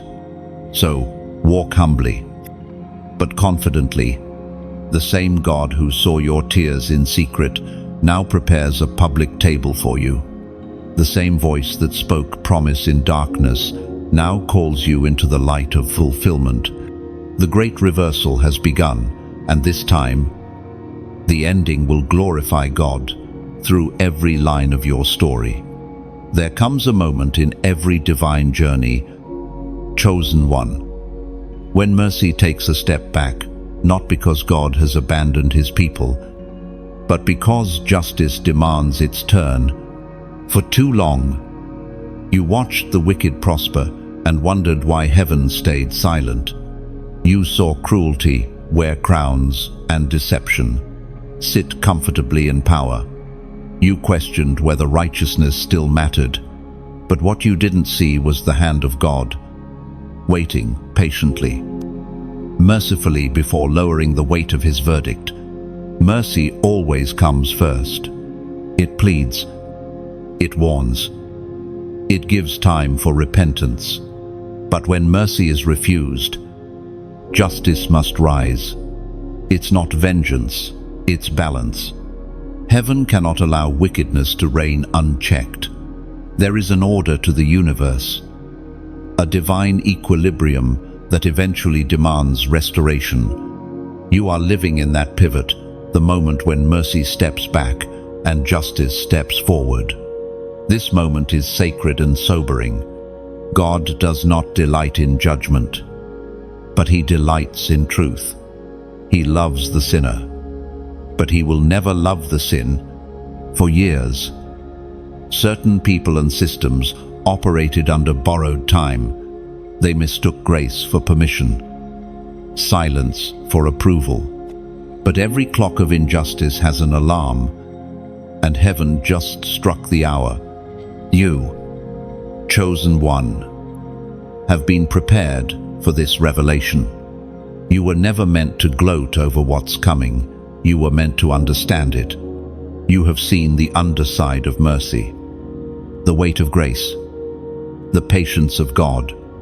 You know what it costs to be forgiven, and that is why you are being allowed to witness what happens when others reject that same grace.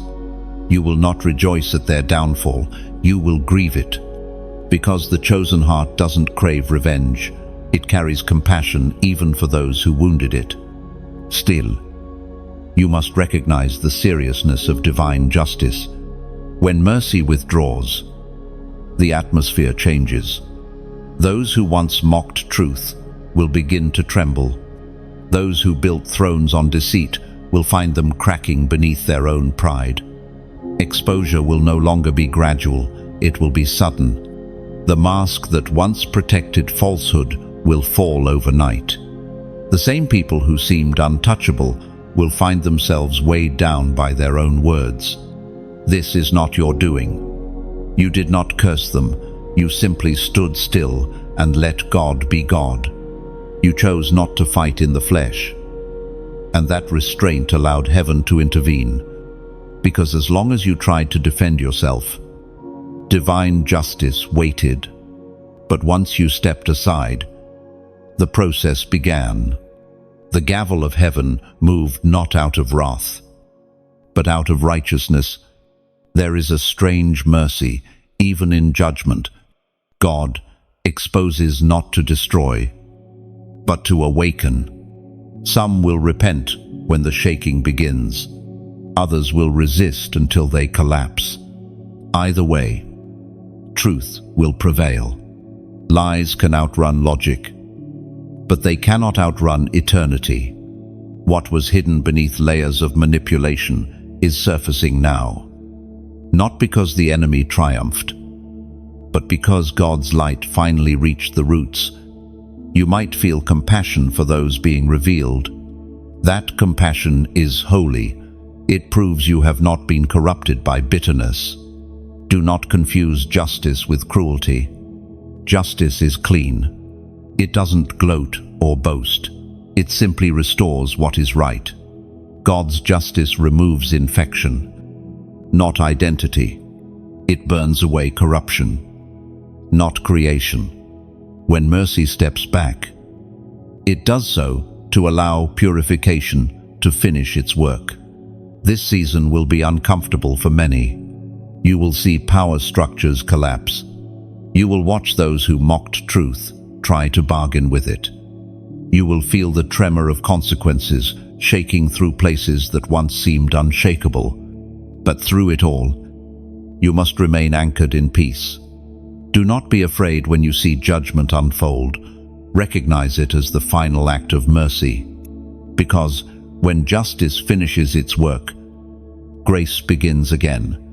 The prophet wrote in the book of Nahum, chapter 1, verse 3, "The Lord is slow to anger, but great in power. The Lord will not leave the guilty unpunished." That verse is both comfort and caution. It assures you that the suffering you endured did not go unseen. The tears you shed in silence were not wasted. Every act of cruelty committed against you was recorded. And now heaven balances the scales. But it also reminds you that power without repentance leads to downfall. That's why humility must remain your covering, even as justice unfolds. Chosen one. Your role is to watch, not to wound, to observe, not to boast. When you see the proud, humbled, pray for mercy to meet them even in their ruin. Pray that their hearts soften before it's too late. Because true justice is complete only when it leads to redemption. And while others face exposure, you will face elevation. While they scramble to rebuild what was false, you will quietly walk into what is true. This is how God distinguishes the faithful from the fraudulent, not by noise, but by endurance. The same fire that purges them will purify you. So, remain gentle. Even in victory, let compassion temper your joy. The fall of the wicked is not your entertainment, it's your education. It teaches you what happens when pride refuses correction. It reminds you that mercy is a gift, not a guarantee. And it deepens your gratitude for the grace that found you before justice did. This is a holy hour. The wind of justice is blowing through the earth, cleansing, resetting, restoring. Stand still and let it pass through you without fear. You have already been weighed and found faithful. What's being removed was never meant to remain. What's being judged was never built on truth. And when the dust settles, peace will stand taller than pain. The era of injustice is ending. The era of divine order is beginning. And you, chosen one, will walk through the ruins of deception, carrying the torch of truth not to destroy, but to rebuild. For when mercy steps back, it always leaves a space for rebirth. There comes a moment, chosen one, when you must step fully into your crown, not as a symbol of pride, but as a seal of purpose. You have been refined in silence, tested in fire, and sustained by faith. Now heaven whispers, "Arise." This is not the time to shrink. It's the time to walk in quiet authority, the kind that doesn't shout to be heard, but carries weight simply by existing. Your crown is not made of gold or jewels.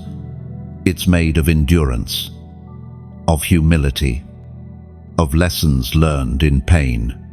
Each tear you shed became a gem. Each wound you healed became a shining point of light. You wear what you survived. That's why the enemy tried to break you, because your very survival became a coronation. You are walking proof that grace wins. But wearing a crown also means carrying responsibility. You are no longer just a survivor, you are a symbol. Your life has become a message, a living testimony to those who feel forgotten. When they look at you, they don't just see a person, they see hope with a heartbeat. They see proof that God still restores, and that is why you must share your story. Each time you press like, each time you share these words, you're not promoting a message, you're planting seeds. Someone, somewhere, is scrolling through despair, whispering, God, if you still see me, give me a sign. Your small act of agreement might be the very sign they need. You never know whose soul is standing at the edge of giving up, waiting for the light you carry. When you comment, you're not just typing, you're testifying. You're saying, I've seen his hand too. You're leaving digital footprints of faith across a landscape that desperately needs hope. Your words become markers that others follow to find their way back to peace. What if your sentence becomes someone's turning point? What if your amen becomes someone's answer? When you subscribe, you're not signing up for content, you're stepping into covenant. You're choosing to stay connected to a flow of divine reminders that anchor your spirit when storms return. Because yes, even the crowns still face battles. But the difference now is that you're not fighting alone. Every time you return to hear these words, you're joining a circle of warriors, a community of believers walking the same narrow road. Together, we hold the line. Together, we remind each other. Chosen does not mean perfect, it means purposed. And if your heart feels stirred to give, to donate, to pour back into this, well, do it not as transaction, but as worship. Think of it as pouring oil back into the lamp that lights countless others. You're helping keep this flame alive in a world that grows colder by the day. What you give does not disappear, it multiplies. Like the boy's small lunch that fed thousands, your seed becomes sustenance for many. Heaven sees, heaven multiplies, heaven remembers. Chosen one, your generosity, whether through words, support, or presence, is the echo of gratitude. It's how you say, God, I remember where you found me. You don't give to earn blessing, you give because you've already tasted it. You share because you know how it feels to need hope and find it in a sentence, a voice, a whisper. Every act of support, no matter how small, builds an altar that others will stand on one day when they find their faith again. The journey has not been easy. You've known loss, misunderstanding, exhaustion. But now, look how far you've come. You walk with grace that cannot be imitated, strength that cannot be stolen, and peace that cannot be shaken. This is what wearing the crown truly means, walking through fire and still smelling like heaven. The apostle reminds us in his first letter to Peter, chapter 5, verse 10, and the God of all grace, who called you to his eternal glory, will himself restore you and make you strong. Those words are a mirror of your story. You suffered, yes, but only for a little while. And now the same God who called you is establishing you. You are being made strong, firm, steadfast. The restoration you're walking into is not fragile, it's fortified. No storm can uproot what has been planted by the hands of God Himself. So wear your crown, not on your head, but in your heart. Walk humbly, but walk boldly. You are not here to impress, you are here to impact. Every word you speak carries weight because it comes from authenticity. Every smile you give is a sermon without sound. Every act of kindness is a ripple of the kingdom spreading through unseen waters.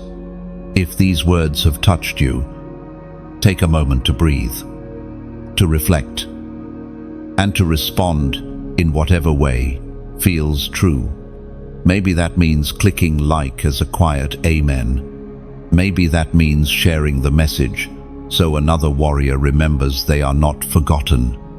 Maybe that means subscribing, joining this ongoing story of divine endurance.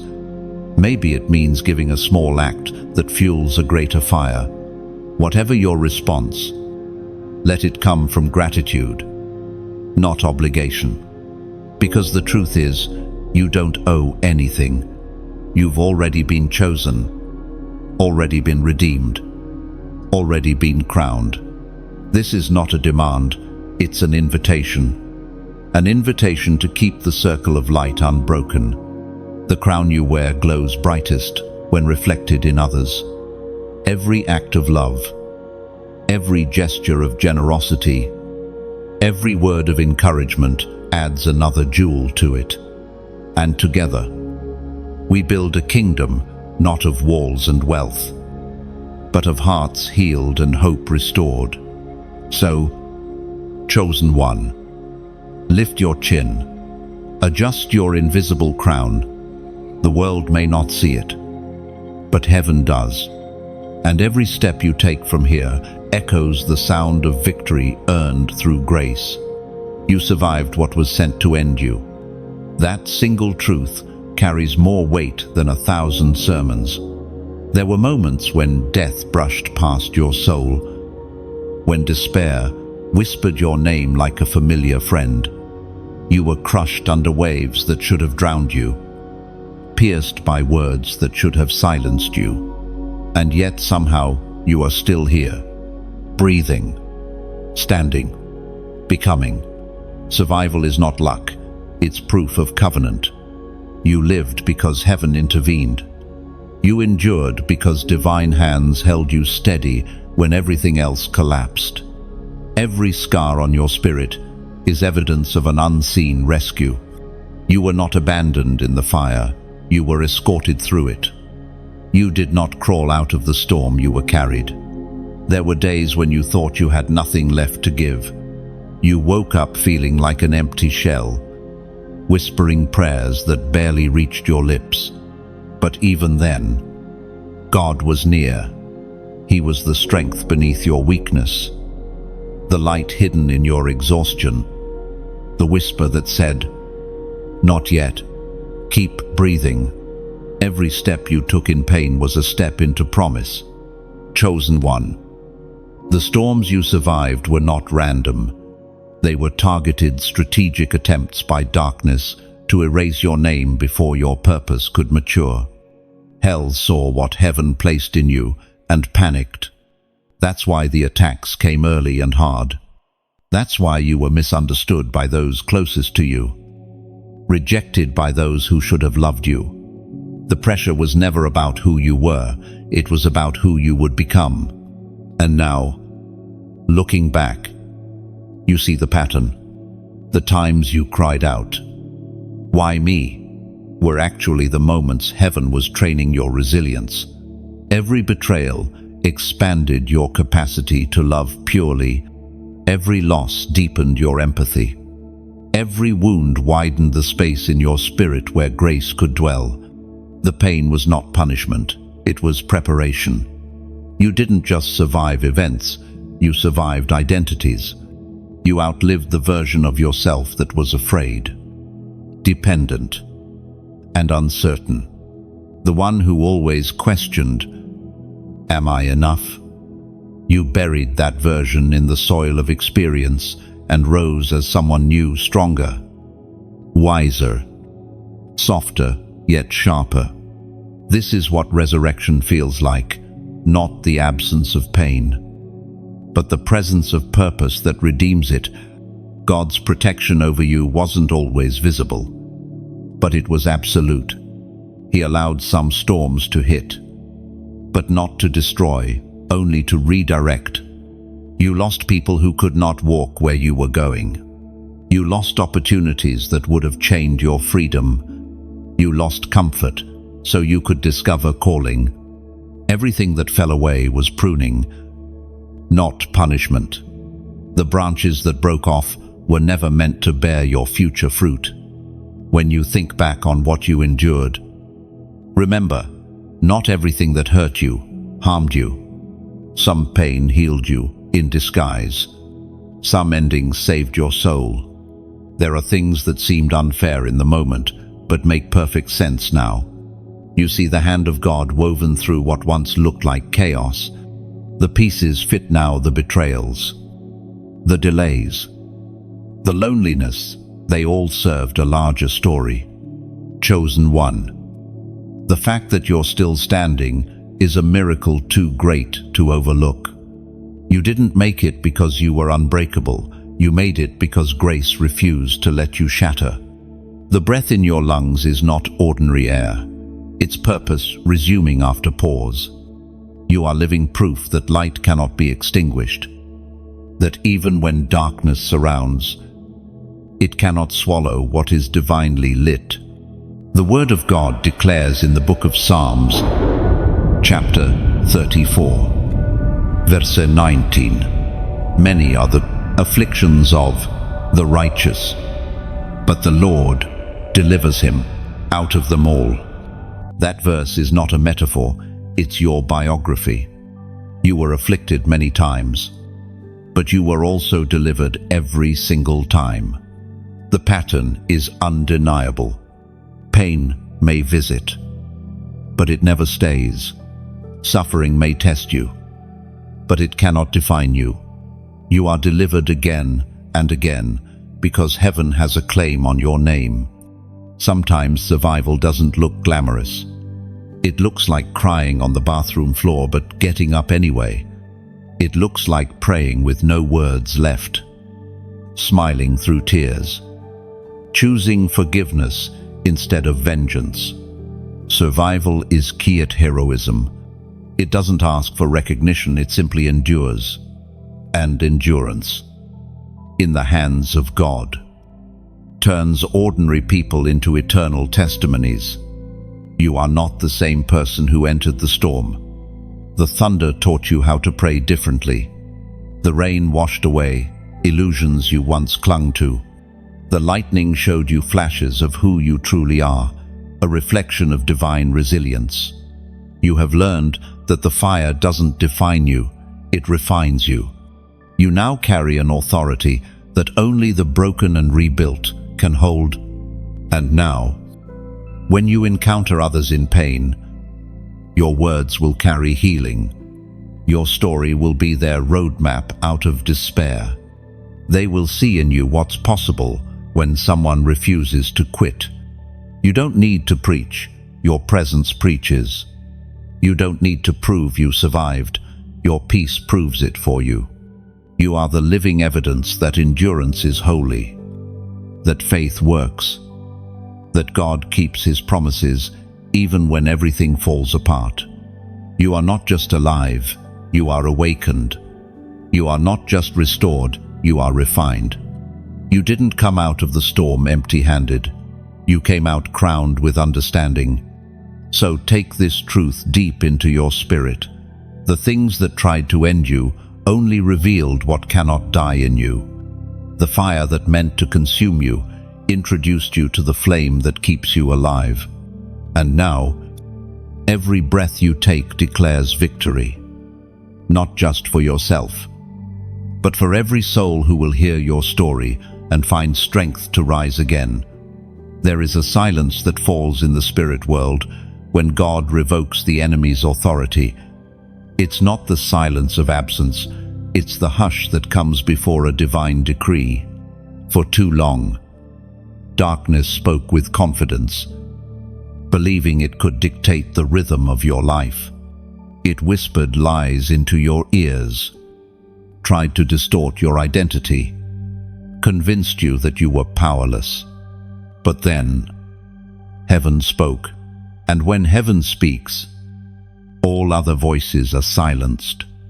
Chosen one, what you feel around you now, the peace, the stillness, the new sense of freedom is not just emotional relief. It is evidence that heaven has stripped power from every force that once opposed you. The contracts written in secret have been nullified. The curses spoken in envy have been reversed. The authority once given to darkness through your pain, fear, or words has been revoked. The chains that held you no longer exist. You are standing in a clean slate of spiritual sovereignty, guarded by the seal of divine ownership. God didn't just stop the enemy from attacking you, He ended the enemy's legal right to touch what belongs to him. That's what divine justice looks like.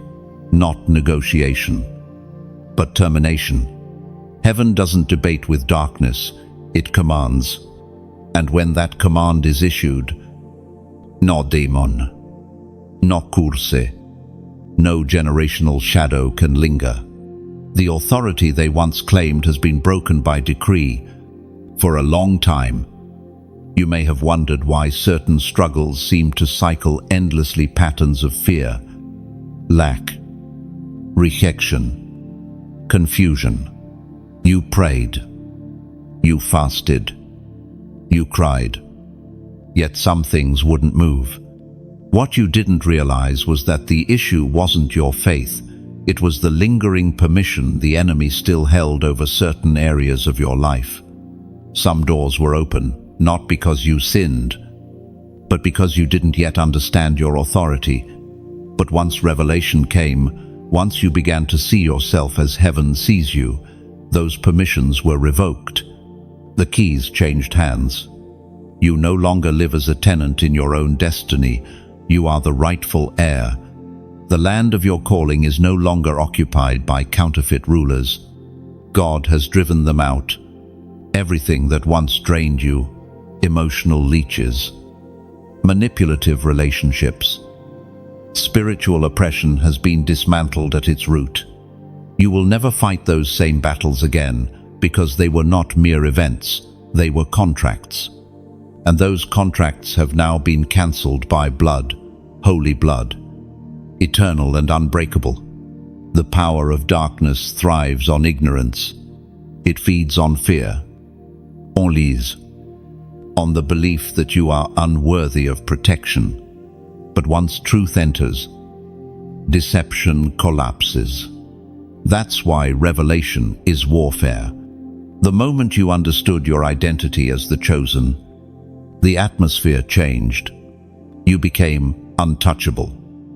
Not because you are flawless, but because you are covered. The enemy has no legal standing in your life anymore.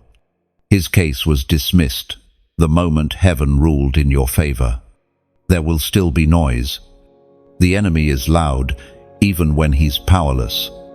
He'll try to convince you that the chains are still there, that the guilt still belongs to you, that your peace won't last. But those are echoes, not realities. The war is over. The noise is only memory. Walk forward, and you'll notice the chains no longer follow. You are free. This freedom may feel unfamiliar at first. You've been conditioned to anticipate attack, to brace for loss, to prepare for pain. But now, God is retraining your soul to live without fear. You are learning what it means to exist under divine dominion, not constant defense. Freedom has its own language. and heaven is teaching you how to speak it. Words of authority, songs of peace, declarations of truth. Chosen one. When heaven revokes authority from darkness, it always transfers it to light. That means not only are you protected, you are now empowered. The very areas where you once struggled will become your strongest ministry. The addictions you overcame will become testimonies that break others free. The rejection you endured will become healing oil for those who feel unwanted. You have been deputized by heaven to walk in divine power, to stand as a living decree that says, "No weapon formed against me shall prosper." And every part of you that was once a battlefield has now become a sanctuary. The fear that used to wake you in the night has been replaced by peace that guards your mind. The confusion that clouded your vision has been replaced by clarity that sees beyond deception. You are no longer a target, you are a temple. The presence that once fought for you now lives in you. It was proclaimed in the second letter to Timothy, chapter 1, verse 7, "For God has not given us a spirit of fear, but of power, and of love, and of a sound mind." That verse is your constitution. It defines the government under which your soul now lives. Power, love, and soundness. These are your spiritual rights. You no longer serve fear as a master. You command peace as a ruler. The balance has shifted. The enemy's throne has fallen, and your authority in Christ has been restored. From this point on, your warfare will change. You will no longer fight to survive. You will fight to establish. You are not the wounded soldier you once were. You are the captain of territories reclaimed. Every step you take now extends the border of light further into the shadows. Every word you speak becomes a decree that sustains freedom not only for you, but for those connected to your life. Do not look back at the old battles. Their time has passed. Do not mourn what was stripped away. It was never yours to keep.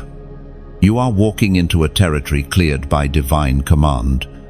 The air is lighter, the ground firmer, the path clearer. You are no longer being pursued. You are being positioned. Chosen one. Never forget this truth. Authority is not something you earn, it's something you inherit. And now, heaven has handed you the keys. What you bind will remain bound. What you release will remain free. The echo of your endurance has become the sound of divine victory. The enemy's reign has ended. His permission has been revoked. And you, beloved, chosen, crowned, now stand as a living decree that light always wins. There is a covering that rests on you now. Chosen one, a shield woven from prayers, mercy, and divine intention. It is invisible to the human eye, yet tangible in the spirit. You may have wondered how you made it through things that destroyed others, how you escaped traps you never even saw.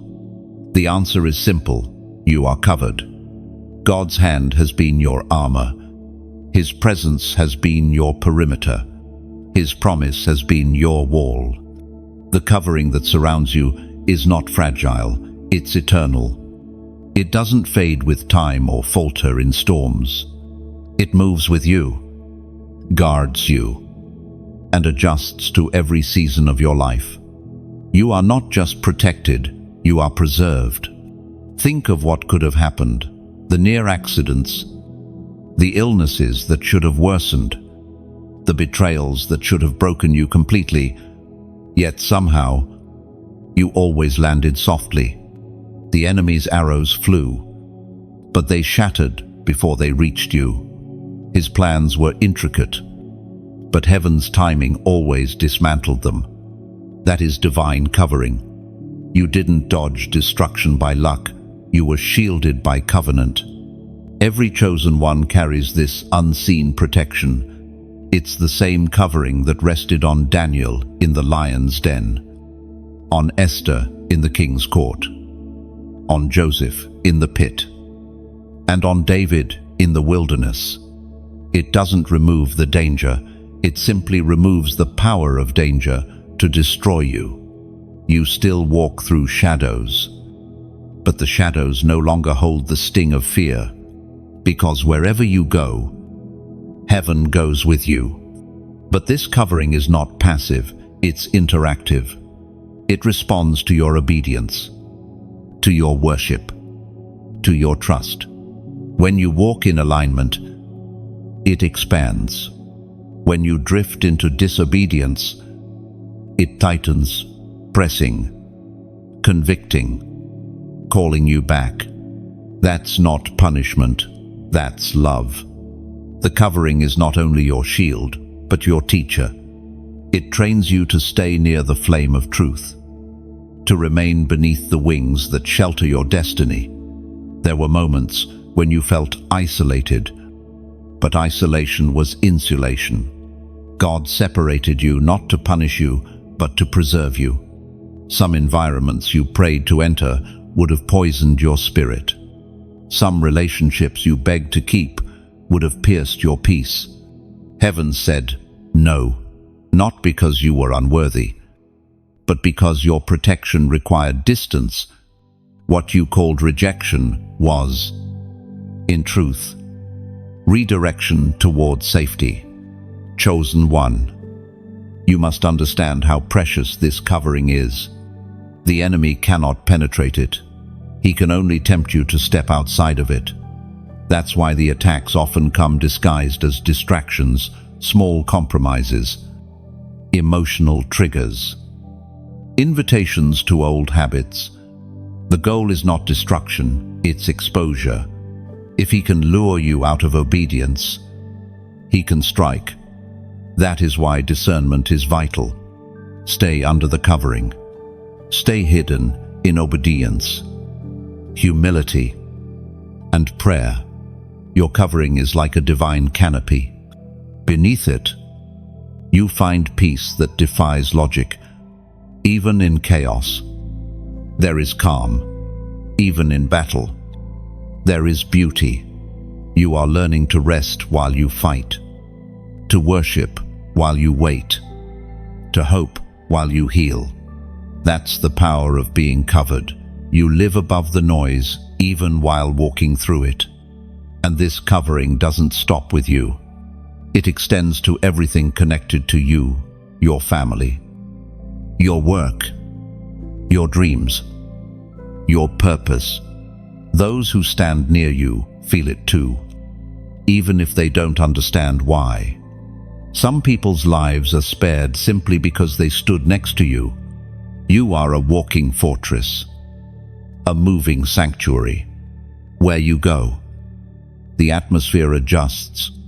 Darkness trembles, not because of who you are, but because of what surrounds you. The prophet wrote in the book of Psalms, chapter 91, verse 4, "He shall cover thee with his feathers, and under his wings shalt thou trust. His truth shall be thy shield and buckler." Unquote. That verse is the heartbeat of your current season. You are under his wings, and truth has become your armor. Lies cannot hold you anymore. Fear cannot infect you. Manipulation cannot sway you. You are covered not by circumstance, but by covenant, sealed by the promise that no weapon formed against you will prosper. This is your reality now. Protection in the midst of exposure, peace in the midst of shaking, victory in the midst of warfare. The covering does not prevent storms, it makes you untouchable within them, like Noah inside the ark. You are safe while the flood rages around you.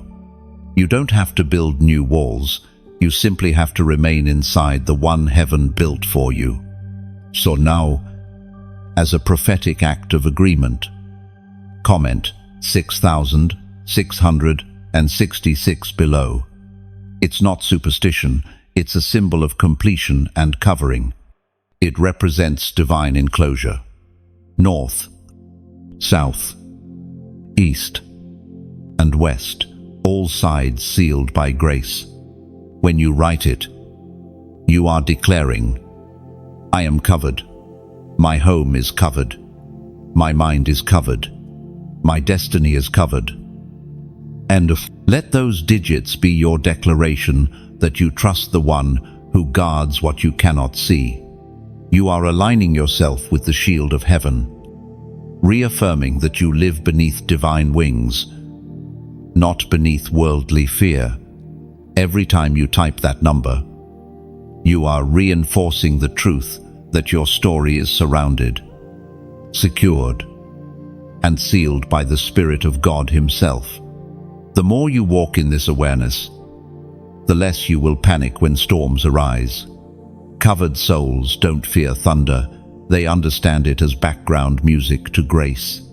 Covered hearts don't beg for protection, they embody it. Covered minds don't crumble under pressure, they command peace because they know who defends them. You are walking beneath an atmosphere of preservation. Everything around you is being recalibrated to reflect heaven's order. You will begin to notice near misses becoming miracles, confusion turning to clarity, and danger dissolving before it manifests. That is not coincidence, it's covering. So breathe. Chosen one, you are surrounded by grace, wrapped in promise, and guarded by power that darkness cannot decipher. You don't have to fight for this, it's already yours. Simply stay close to the one who shields you. And remember, every storm that touches you first had to pass through his wings. Type 6,666 if your heart bears witness to this truth, and let that act echo through the spirit realm as your declaration that you are, and will forever be, covered. There is a sound in the spirit, a deep rumble, a sacred shattering. It is the sound of false altars breaking. You can't always hear it with your ears, but your soul recognizes it.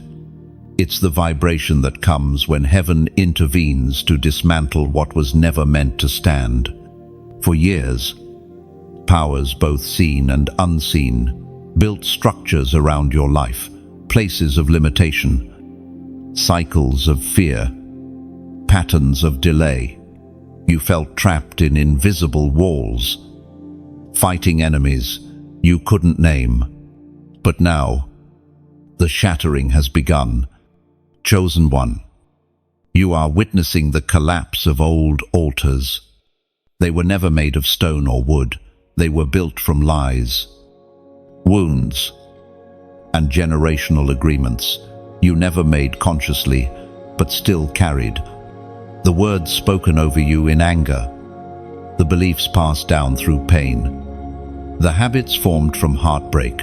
All of these became altars that bound your progress. Heaven is breaking them now, one by one. This is not destruction for the sake of chaos, it is holy demolition. God cannot rebuild where falsehood still stands.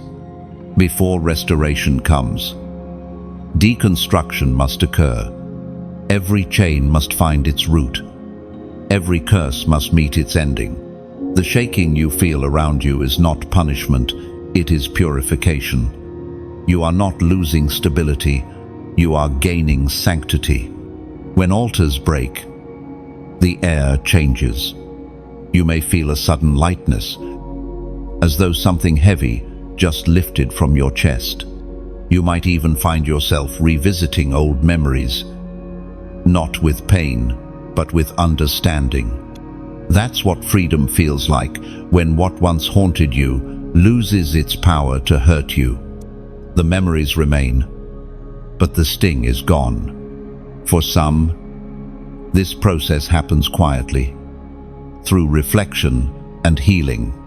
For others, It comes with confrontation, truth being spoken after years of silence, secrets coming to light, patterns being named. Do not fear these moments of exposure. They are not to shame you, but to cleanse you. God is revealing what must be uprooted so that nothing false remains between you and Him. False altars are sneaky things. They often hide behind good intentions. They can look like unhealthy loyalty, staying where you no longer belong out of guilt. They can sound like self-doubt disguised as humility. They can even feel like love when it's actually fear of being alone. But heaven sees through every disguise. The Spirit exposes what binds, not to humiliate, but to liberate. When altars crumble, noise follows. People may react. Circumstances may tremble. But do not mistake noise for danger. The shaking is a sign that heaven's hand is heavy upon your behalf. You are being delivered from invisible agreements. What used to drain you will dry up. What used to intimidate you will fade into insignificance. The systems that controlled you are losing their power. Chosen one. You are entering a new atmosphere, a space that has never been touched by compromise. The sound of shattered altars marks the beginning of clarity. You will think differently now. You will love differently. You will discern faster. Your spirit has been recalibrated to truth. Where confusion once reigned, wisdom will now flow.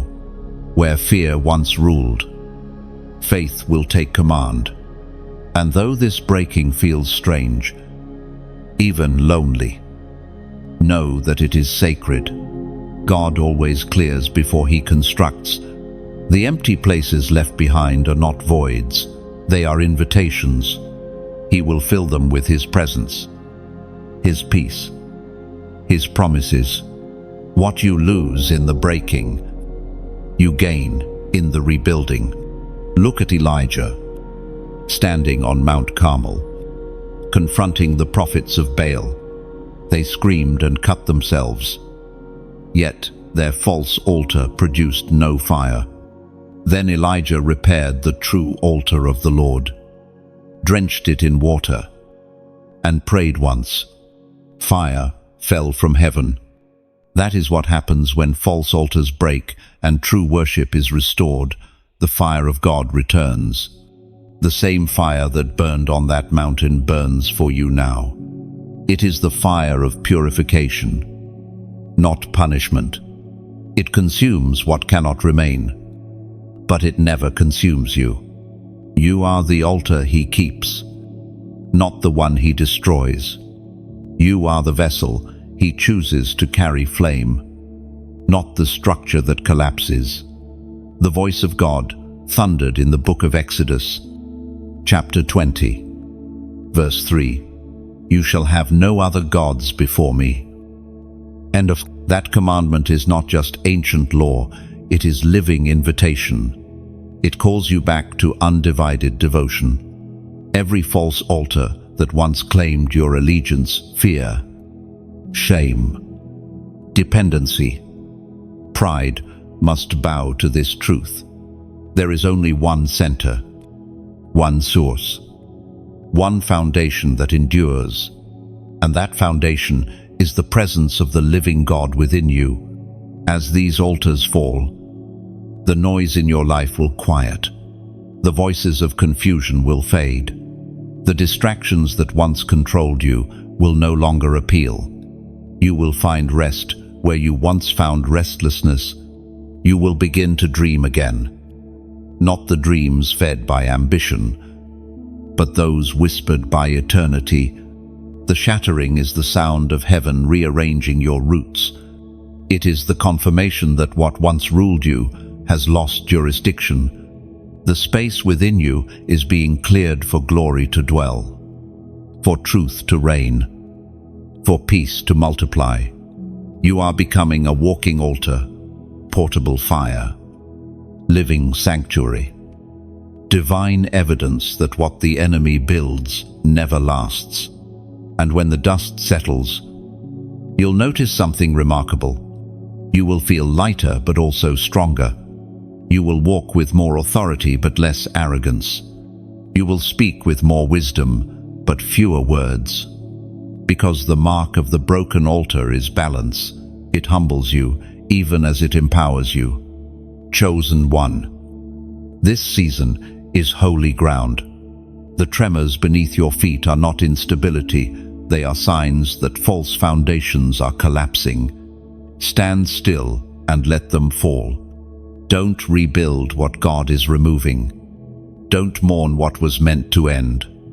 The shaking will cease. The dust will clear. And when it does, you will find yourself standing in pure light.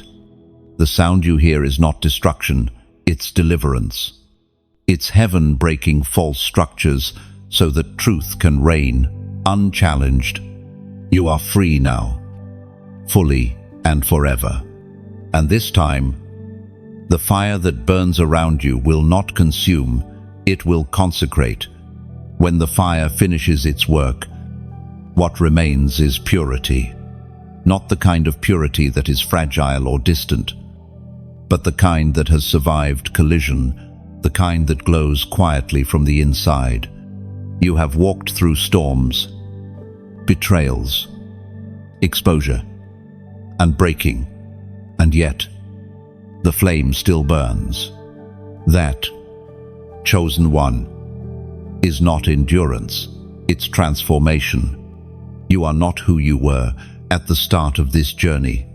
You are lighter now, clearer, truer. Heaven has stripped away everything false, so that only what's eternal remains. But purity is not about perfection. It's about alignment. It's about being transparent enough for God's light to move through you without distortion, like glass purified by fire. You now carry that rare transparency, the kind that reveals heaven's reflection.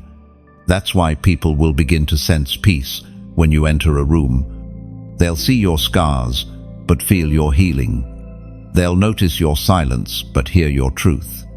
Because real purity speaks without noise.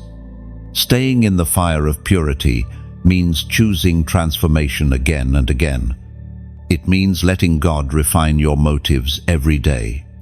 It means checking your heart when pride whispers, when bitterness tries to creep back in, when fatigue tempts you to compromise. The fire is not punishment, it's process. It's heaven's way of keeping you uncorrupted in a world obsessed with image. Think of gold. It doesn't fight the flame. It allows heat to separate what's false from what's true. You, too, are learning to surrender to the refining. Every time you choose humility over self-defense, love over resentment, forgiveness over retaliation, you shine a little brighter. The fire inside becomes stronger than the fire around you. That is holiness in motion. Chosen one. This is the hour to remain steady. Do not run from the process that's polishing you. Do not despise the tests that reveal what still needs cleansing. You are not being burned. You are being clarified. God's hands have never left you. The same fire that purifies gold also illuminates it. And soon, your life will gleam with evidence that heaven has been here. And as you walk through this continual refining, remember you are not alone. There are countless others walking the same narrow road, carrying the same invisible flame. When you share what you've learned, you light their way. When you like, comment, or share these words, you're not promoting content, you're scattering sparks. You are taking part in an invisible wildfire of faith that travels farther than you can imagine. Every share becomes a torch passed to another soul, trembling in the dark. Every like is a small agreement that says, yes, this truth lives in me too. Every subscription is a silent covenant, a decision to stay close to the fire that keeps your heart from freezing again. When you stay connected, you keep the flame fed, not just for yourself, but for others still waiting to feel its warmth. And if, as you read these words, your spirit stirs with gratitude, let that gratitude take form. Maybe it's through giving, through donating, through pouring back into the stream that pours into you. But don't think of it as transaction, see it as exchange. You're adding wood to the altar, helping this fire reach farther. You are sustaining the spaces where hope and truth can keep burning in a world that tries to extinguish both, like a lamp in a window.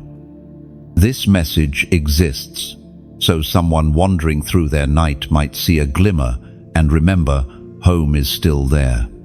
Your generosity, your engagement, your simple act of sharing becomes that lamp in another's storm. You may never meet them, but heaven will. You'll share a ripple of redemption that outlives you. The Spirit spoke through the prophet Zechariah, chapter 13, verse 9. I will bring that group through the fire and make them pure. I will refine them like silver and test them like gold. They will call on my name, and I will answer them. I will say, they are my people, and they will say, the Lord is our God. Semno, that is your promise. You have been brought through, not around the fire. You were not spared from the flame. You were sustained within it. And because of that, you now carry something that can't be counterfeited, authentic purity. It's the kind that touches everything near you without effort. It's the kind that heals people simply by your presence. So let your life burn bright and unashamed. Speak when heaven prompts. Rest when peace calls. Give when gratitude overflows. Let the fire do its work in you so it can do its work through you. The world doesn't need more noise, it needs more light. And you, chosen one, are that light. If this fire has warmed your spirit, feed it. Like, share, or subscribe, not as habit, but as heartbeat. Each act becomes kindling. Each word of agreement becomes a spark. And if you feel moved to give, do it with joy, knowing you're building more places where this flame can live. Together, we keep the altars of truth burning, the lamps of hope glowing, the hearts of the weary igniting again. This is not just another message, it's a living flame, and flames grow when shared. So carry it forward. Speak kindness into the noise. Send light into the shadows. Keep the fire alive by living it, breathing it, passing it on. Because you are not just in the fire of purity anymore, you are the fire of purity. And everywhere you go, heaven's warmth follows. There is a silence more powerful than thunder. Chosen one, the silence of God when He is about to move. You've learned by now that heaven's quietness is not absence, it's anticipation. It's the calm before the unfolding. When God pauses, creation listens. When He waits, angels take their positions.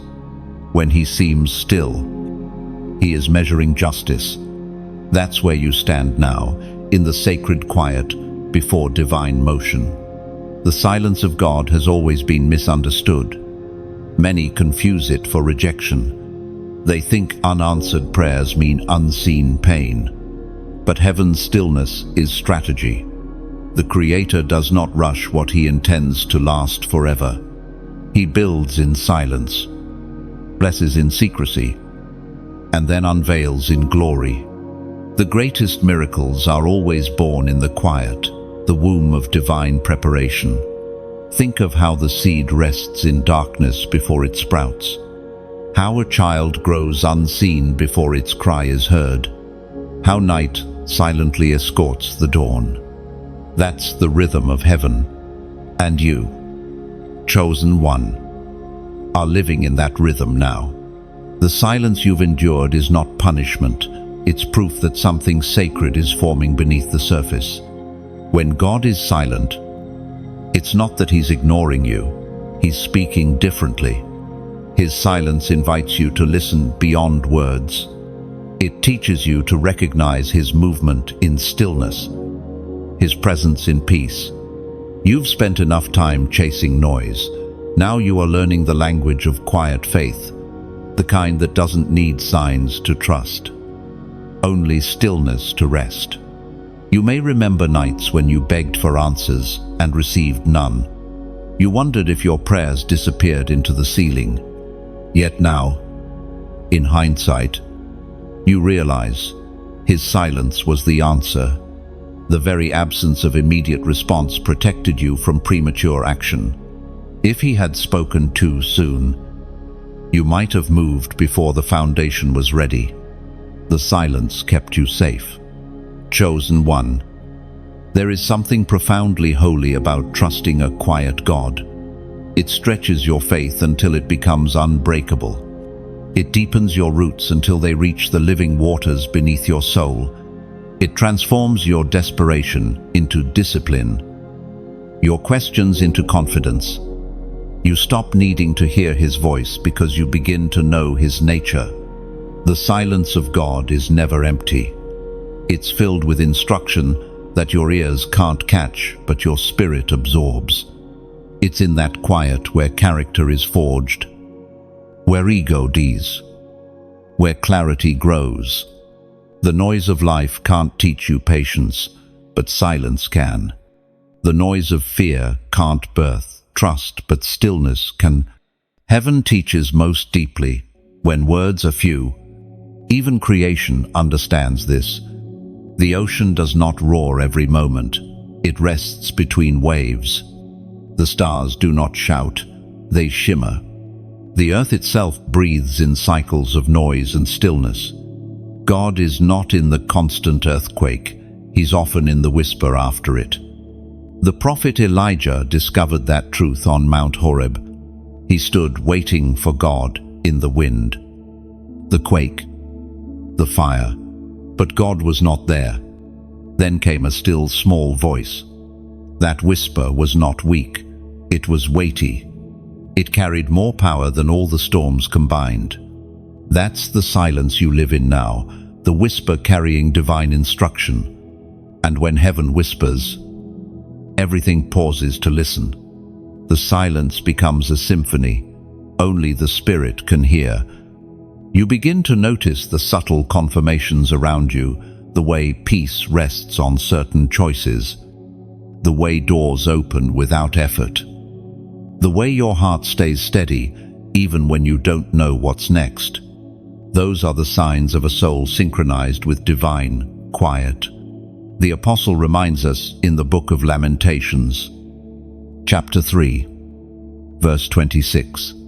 It is good that one should hope and wait quietly for the salvation of the Lord. No, that verse isn't passive, it's power restrained. To wait quietly is to trust completely, to stand without fidgeting, to breathe without begging, to hope without hurry. That's where strength is born. Chosen one. This silence is not empty space, it's sacred ground. It's the breath between God's promise and its performance. Don't fill it with fear, fill it with faith. Don't rush it, rest in it. The same voice that spoke galaxies into being is still speaking now, just softer, deeper, within. So take a moment, breathe, feel the quiet weight of peace wrapping around you. You are not being ignored, you are being held. You are not being delayed, you are being developed. The silence is shaping your sight, so you can recognize His hand when it moves again. And when that moment comes, when heaven breaks its silence and the next chapter unfolds, you will understand why the pause was necessary. You'll see that the quiet was not the end of conversation, but the gathering of words too powerful for sound. Now, as a sign of surrender and recognition, type, "I trust you." Damn, those 3 words, short, simple, sacred are your declaration in this silent season. When you type them, you are saying, even when I don't hear you, I know you're here. Even when I can't see what's coming, I trust that it's good. Even in silence, my soul rests. Now, let those words anchor you. They are not just a comment, they are a covenant. They tell heaven, you are ready to stop striving and start abiding. They echo louder than 1,000 shouts of fear. They are faith distilled into its purest form. So type it and mean it. Whisper it to your own heart if you must. I trust you, because in the silence that follows, God will hear and heaven will move. You are standing on the edge of manifestation. The stillness around you is not emptiness, it's expectancy. God has not gone silent. He is preparing a sound so holy that when it comes, it will rewrite everything. There is a peace that follows silence. Chosen one, a peace that cannot be taught, only earned through endurance. It is not the fragile calm of avoidance or denial. It is the deep stillness that comes after you've stopped fighting what you don't understand. You've walked through fire. You've faced storms. You've stood through shaking. And now at last, there's a strange serenity that settles over your soul. It's not because everything outside of you has changed. It's because something inside of you finally has. You used to think peace was the absence of trouble. Now you know it's the presence of understanding. It's not that the world around you has quieted. It's that your heart no longer reacts to its chaos. You have learned to hear God even when the noise of life still hums in the background. You've learned to rest without escape, to trust without control, to love without fear.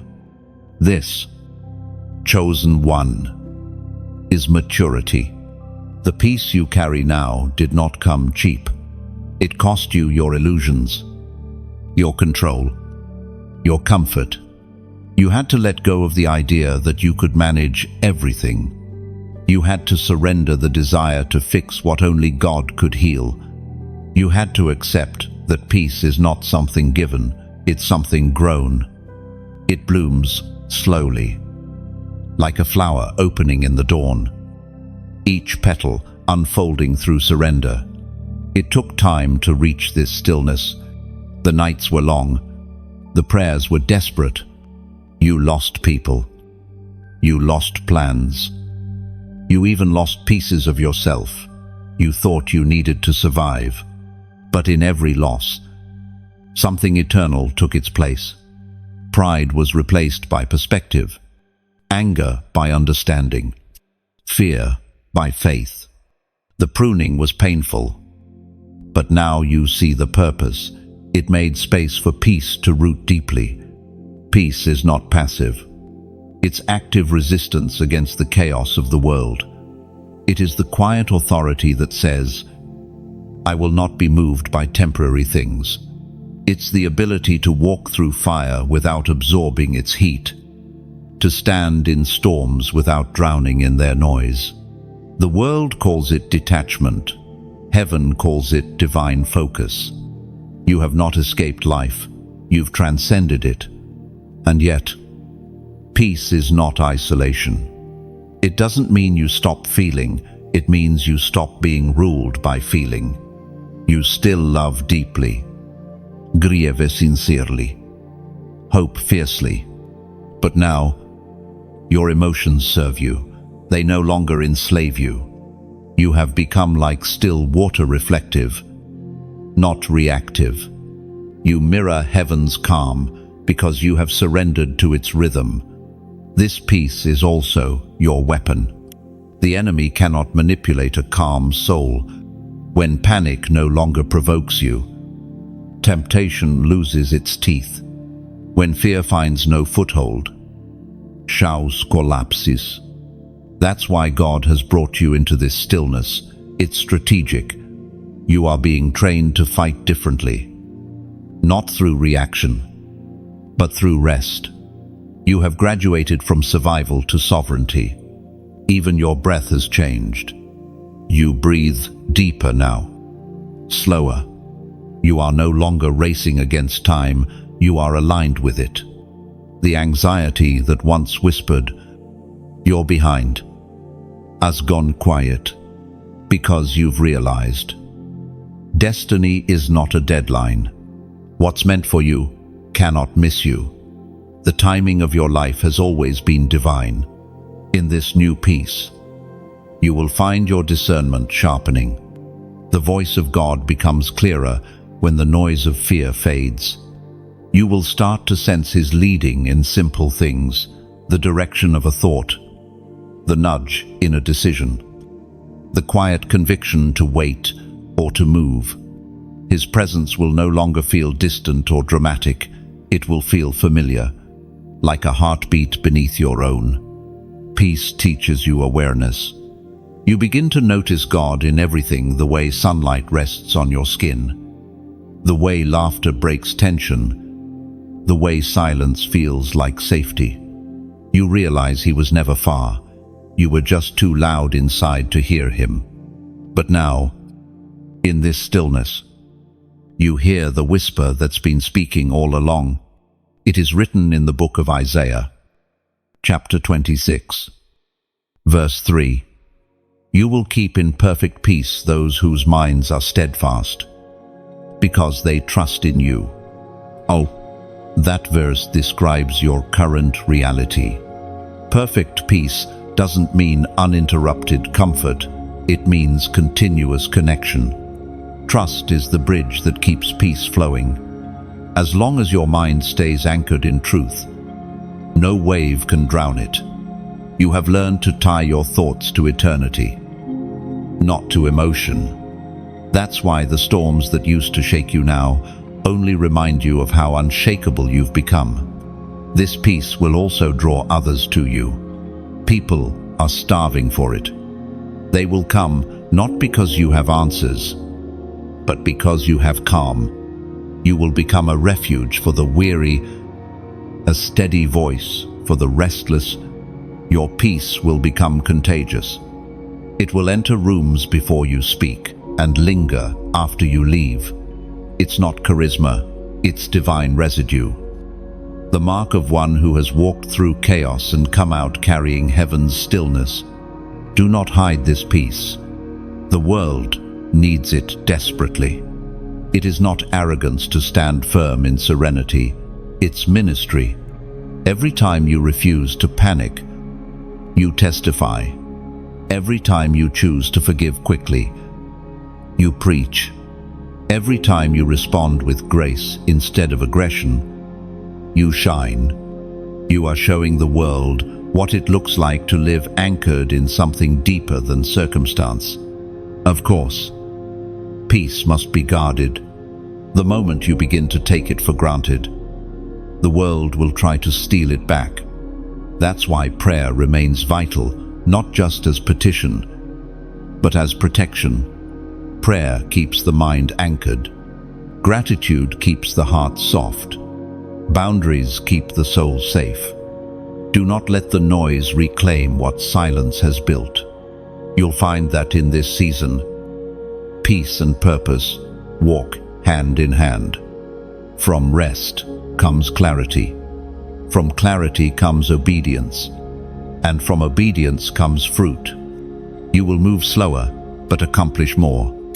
You will speak less, but say more. You will do fewer things, but each one will carry greater weight. This is the rhythm of divine rest. Less motion, more meaning. Chosen one. You've entered the stage of spiritual adulthood. You've passed through fire, learned from silence, and now dwell in peace. This is not the end of your story. It's the stabilization before expansion. God is anchoring you deeply so He can raise you higher. You cannot carry new glory on an unstable heart. That's why this stillness matters.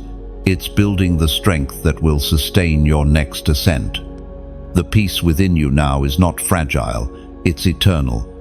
It's the kind of peace that outlasts panic, outlive pressure, outshine pain. It's the kind of peace that turns ordinary days into sacred ground. You are not waiting for peace to come. You have become peace itself. Chosen one, walk softly in this stillness. Let it guard your speech, guide your choices, and ground your vision. You have finally reached the place where noise cannot touch you, fear cannot chain you, and doubt cannot dwell near you. You are anchored in perfect peace, and that, more than any miracle, is proof that heaven lives in you. There are moments in a chosen one's journey when peace transitions into purpose. You have rested, recovered, and relearned the rhythms of divine trust. Now heaven whispers, move. But this movement is not the restless kind you once knew. It's deliberate, graceful, grounded. You are not running anymore. You are being led. There's a difference. Running comes from fear of missing something. Being led comes from knowing nothing meant for you will pass you by. The call to move again is not about starting from scratch. It's about continuing from strength. The old version of you fought to prove worth. This new version walks in worth, already proven. You no longer chase validation. You carry revelation. You have learned that destiny isn't achieved by striving, it's revealed through surrender. Every step now is sacred because it's directed by peace, not pressure. This is the beginning of divine expansion, the outward expression of the inward transformation that has taken place within you. For so long, heaven worked in the unseen, shaping your heart, healing your wounds, refining your faith. Now, what was cultivated in secret will begin to manifest in public, but it will not come with noise or spectacle. It will unfold like sunrise, quiet, steady, unstoppable. Chosen one. This next phase requires a different kind of courage, not the adrenaline-fueled bravery that fights against storms, but the quiet confidence to build after the storm has passed. It's one thing to endure chaos, it's another to create after it. Creation requires trust. It demands faith that the same God who sustained you in the fire will now sustain you in the building. You will notice new ideas stirring in your spirit, visions, callings, creative impulses. They are not random. They are blueprints downloaded from heaven. Instructions for the next construction. God is handing you tools, not weapons this time. You fought long enough. Now, you build, but build slowly, wisely, intentionally. You are not constructing monuments for ego. You are laying foundations for generations. You might feel a strange tension, peace on one hand, purpose on the other. That's the sacred balance of maturity. You are being called to action without losing your stillness, to move while remaining grounded, to speak while staying humble, to lead while keeping your heart pure. This is the art of divine movement, learning to stay anchored even as the wind of purpose propels you forward. In this season, your obedience will be your compass. You don't need to know the entire route, just take the next step. The lamp doesn't illuminate the whole path, only enough for today. That's intentional. Heaven never overwhelms with full vision. It invites trust with daily direction. Each act of obedience opens the next instruction. That's how divine momentum is built, not through speed, but through steady surrender. You'll also begin to notice alignment happening around you. People who match your new frequency will appear. Old circles that no longer fit will fade quietly. Don't grieve what departs. It's simply proof that your spirit has grown. When you elevate, not everyone can breathe at the new altitude. It's not rejection, it's reallocation. God is reorganizing your relationships so that your purpose will be supported, not sabotaged. And even as things expand, simplicity will remain your safety. The further you rise, the closer you must stay to humility. Never forget where you came from, the nights when you had nothing but faith, the prayers whispered in tears, the promises made in silence. Those moments built the foundation you stand on now.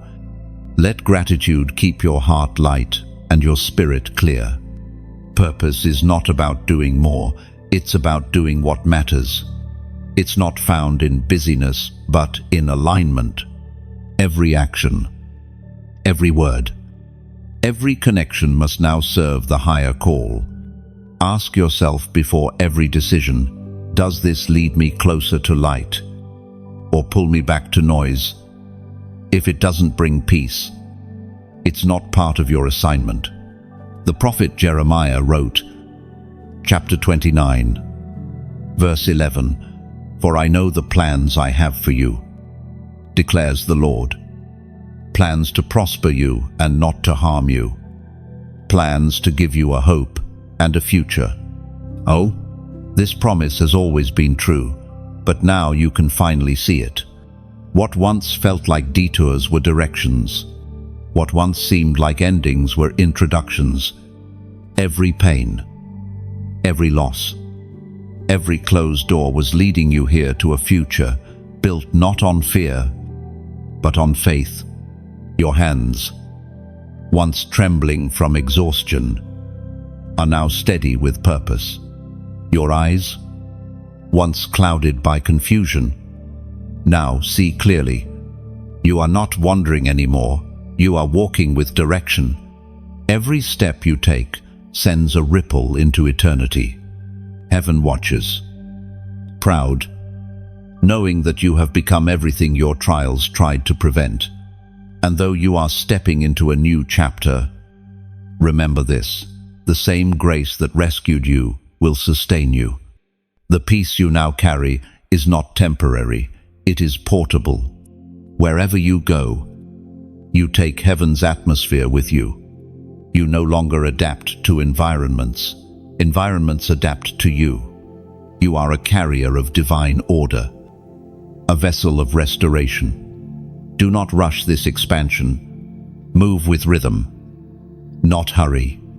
Build with patience, not panit. Trust that each season will reveal its own assignments. You are not missing anything. You are right on schedule. Every door that opens will lead to growth. Every door that closes will lead to grace. Chosen one. Your purpose is unfolding not as a sudden explosion, but as a steady dawn. Each day brings a little more clarity, a little more light, a little more evidence that you were never waiting for destiny. It was waiting for you to be ready. So walk forward, gently. You don't need to announce your arrival. Your peace will do it for you. You don't need to prove your worth. Your light will reveal it naturally. You don't need to seek validation. Your fruit will testify. This is what divine purpose looks like: effortless flow after obedient stillness. You have become what heaven intended all along, a living alignment of grace, wisdom, and purpose.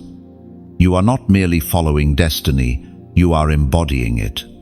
And as you move, creation itself takes notice. The winds shift, the earth steadies, and the heavens whisper, "The chosen one walks." Every story heaven writes has a signature, an unmistakable mark that says, "This belongs to God, chosen one." Your story carries that signature. It's written in resilience, sealed with grace, and illuminated by divine timing. You've walked through seasons that didn't make sense until now, moments that felt like endings but were actually turning points. And now, as the dust clears, you can finally see it, the divine handwriting woven through every chapter. You were never wandering, you were being guided. Every delay was direction. Every detour was design. Every loss was a lesson. You didn't fail, you were being refined.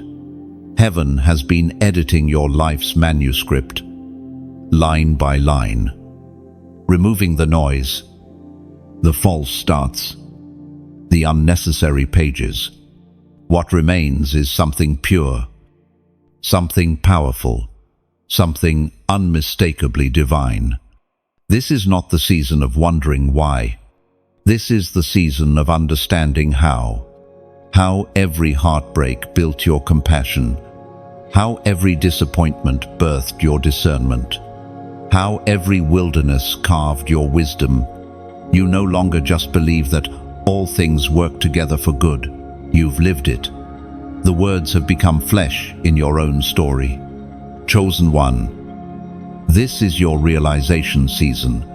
The moment you recognize that every unanswered prayer was protection in disguise. The no's were guardrails. The not yets were preparation. The silence was strategy. You were not denied. You were being designed for something far greater than you imagined. And now, heaven opens its hand again, not to give you something new, but to return what was always yours, in perfected form. The promises you thought were lost are circling back, not as you left them, but as they were meant to be, restored, refined, resurrected. That's the beauty of divine authorship. It never wastes ink. Every line leads somewhere sacred. You might feel a gentle stirring right now, a quiet awareness that something greater is near. That's not emotion, it's recognition. Your spirit senses alignment. The chapters are connecting. The seasons are merging. The pattern is becoming clear. What was once chaos now looks like choreography. This is why you had to endure the silence. The plot was still being developed.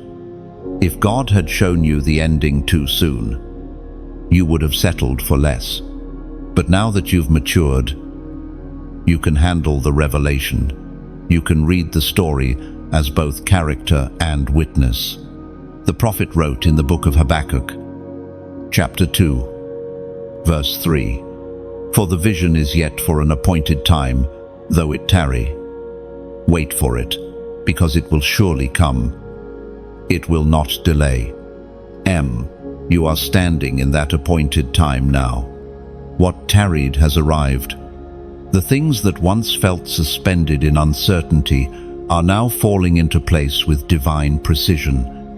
The vision wasn't dead, it was just waiting for the right chapter to unfold. And now that it has, you must mark this moment as a sign of alignment, a prophetic act of agreement. Comment 888 below. 8, the number of new beginnings. 888, divine overflow. Endless renewal. The cycle of resurrection. When you type it, you're declaring, "I receive the new. I embrace the unfolding. I trust the author." You're not forcing manifestation, you're affirming what's already written. This number is more than a symbol, it's a sound in the spirit. Each 8 loops endlessly, like eternity breathing.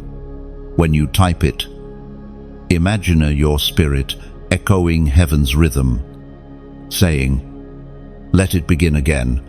The closed chapters no longer haunt you. They now serve you. The pen has not left your story. It's simply writing brighter lines. You are walking into your again season. Love will find you again. But this time, it will be safe. Opportunity will knock again. But this time, it will fit. Joy will rise again. But this time it will stay. The repetition is not redundancy, it's restoration. Heaven is replaying certain melodies, not because you failed the first time, but because now you know how to dance to them. Your life will begin to feel lighter. The constant waiting will ease. Conversations will flow effortlessly. Closed doors will open without knocking. That's how you know the author has turned the page. The script no longer reads struggle, it reads stability. It no longer reads loss, it reads legacy. And chosen one. Take a moment and breathe in this reality. You are standing in the middle of fulfillment, quiet, steady, unstoppable. You don't need to announce it. Your peace will speak it. You don't need to prove it. Your fruit will reveal it. The story speaks for itself because its author never fails. And though the pages ahead are still unwritten, you no longer fear them because you trust the one holding the pen. You've learned that even the unexpected twists lead to beauty. Even the painful edits lead to perfection. The author who began your story will finish it. And when he does, every chapter will make sense. So, chosen one. Type 888, not as a wish, but as worship. For what is being written now is no longer tragedy, it's testimony. No longer survival, it's sovereignty. No longer confusion, it's completion. The new has begun. And this time, you are aware enough to recognize it. Heaven is not rewriting your story, it's revealing its masterpiece. You've come far, chosen one farther than you realize. The journey that began in darkness now glows with purpose. You once walked through valleys of confusion, but now your steps are guided by light. You once begged for direction, but now you are direction, a walking testimony of God's precision. The same God who carried you through pain now calls you to carry his message through peace. What you have endured has given you depth. What you have overcome has given you voice. You don't speak as one who read about storms. You speak as one who survived them. And because of that, your words have power. They don't just inspire, they awaken. They remind the weary that survival is possible, that grace is real, that justice, though delayed, never denies, but chosen one. Understand, this light is meant to be shared. When God ignites your fire, it's not for you to keep hidden beneath your own healing. Fire exists to spread. Every word of encouragement, every story you share, every gesture of hope becomes a spark that lands in the heart of another soul. You never know whose night might be illuminated by your flame. That's why these messages exist, not for attention, not for performance, but for propagation. Each section, each sentence, each whisper of truth carries oil meant to pour into someone else's lamp. You are part of that process. When you listen, you receive light. When you share, you reflect it. When you support, you sustain it. This is how heaven multiplies miracles through willing vessels who don't let the flame stop with them. When you press like, it's not just acknowledgement, it's resonance. You're saying, "This word lives in me too." That small action sends energy through unseen pathways, allowing the message to find those who need it most. Heaven uses even algorithms to fulfill assignments.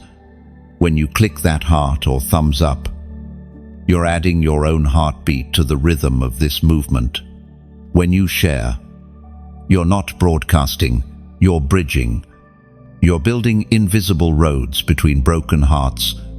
You're saying, "I've found light, let me pass it on." Imagine each share as a lantern placed on a high hill. You might not see who finds it, but someone in the distance will. Someone lost in their midnight will glimpse that glow and whisper, "Maybe I can try again." And when you subscribe, you're not following a person, you're anchoring to a current. You're choosing to stay connected to the steady flow of divine reminders that keep your spirit awake. The world has its noise. Heaven has its rhythm. Subscribing means you've tuned your frequency to that rhythm. You're saying, "I want to keep hearing what keeps me whole." No, but if your heart feels stirred to go deeper, to pour into the very source that's pouring into you, consider giving. Not as charity, but as covenant. Imagine a river. It never dries up because it both receives and releases. When you give, you're keeping that river flowing. You're ensuring that these words, these seeds of hope, continue to reach places where despair has built walls. Your support becomes the oil that keeps the flame alive. Think of it like this. Every gift is a drop of water on a forest fire of hopelessness. Every donation is a spark of renewal, a sign that light still wins. You may think what you give is small, but heaven never measures the size of the gift. It measures the sincerity of the heart. There's a story hidden in your giving. Maybe you're giving because someone once gave to you. Maybe you're sowing into a voice that found you when you were silent.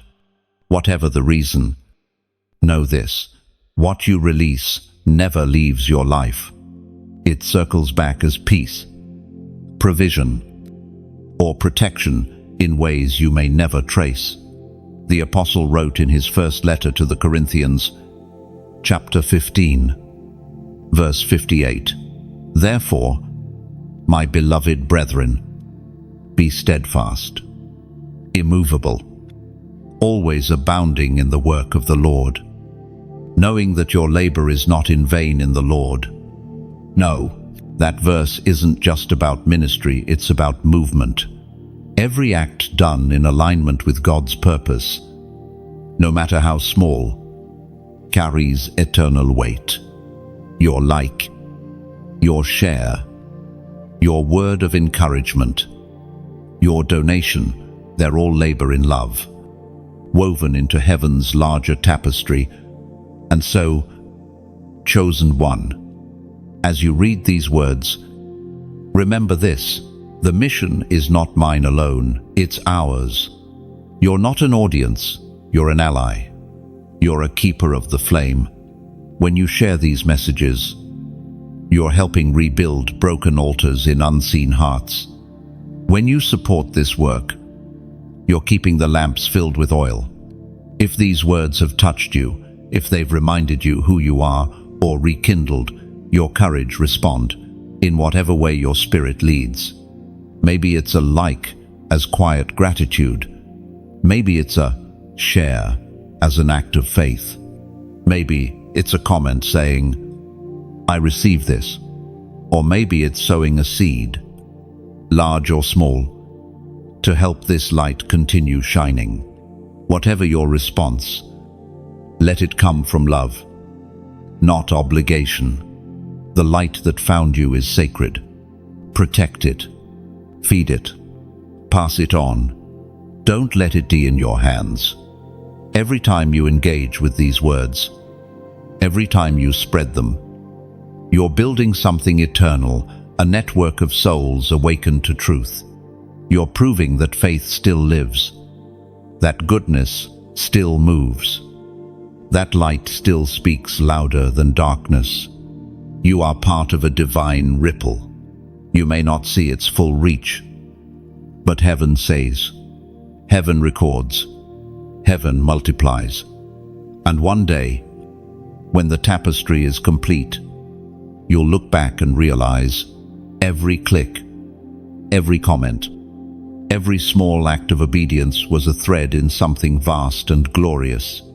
So, chosen one, stay steadfast, keep the fire alive, like, share, subscribe, not as habit, but as worship.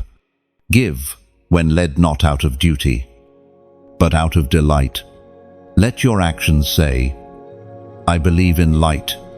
Oh, because the truth is, the world is still waiting for hope, and you, beloved, are one of its keepers. There is a weight that leaves your shoulders when you realize that destiny is not earned, it's embraced. You've spent so long striving to become what you already are, chasing proof of what heaven declared before your first breath. But now, the striving ends. You no longer run after identity, you walk in it. You no longer search for calling, you embody it. This is the season where realization becomes rest. Chosen one, you are stepping into alignment, not achievement. The difference is everything. Achèvement demands exhaustion, alignement requiert surrender. You are no longer pushing doors open with bruised hands, you're watching them unlock at your arrival. What you carry now is authority, not anxiety. Heaven recognizes you, and earth is beginning to respond. It took years of refining to reach this stillness. Every trial stripped away what was temporary, until only truth remained. The rejections, the betrayals, the lonely nights, they weren't punishments, they were clarifications. God wasn't breaking you down, He was filtering you out. What's left now is pure essence, faith unshakable, peace unbreakable, purpose undeniable. You've become what you were always meant to be, a living extension of divine intention. But realization doesn't mean the absence of battle. It means you now fight differently. You don't wrestle for validation, you decree from victory. You don't chase signs, you become one. You don't beg for confirmation, your peace is confirmation enough. The war hasn't ended, but your posture in it has changed. You fight from rest, not from restlessness. There is power in the calm you carry now. Darkness recognizes authority even before light speaks. That's why you've noticed resistance rising again, not to stop you, but to test your stability.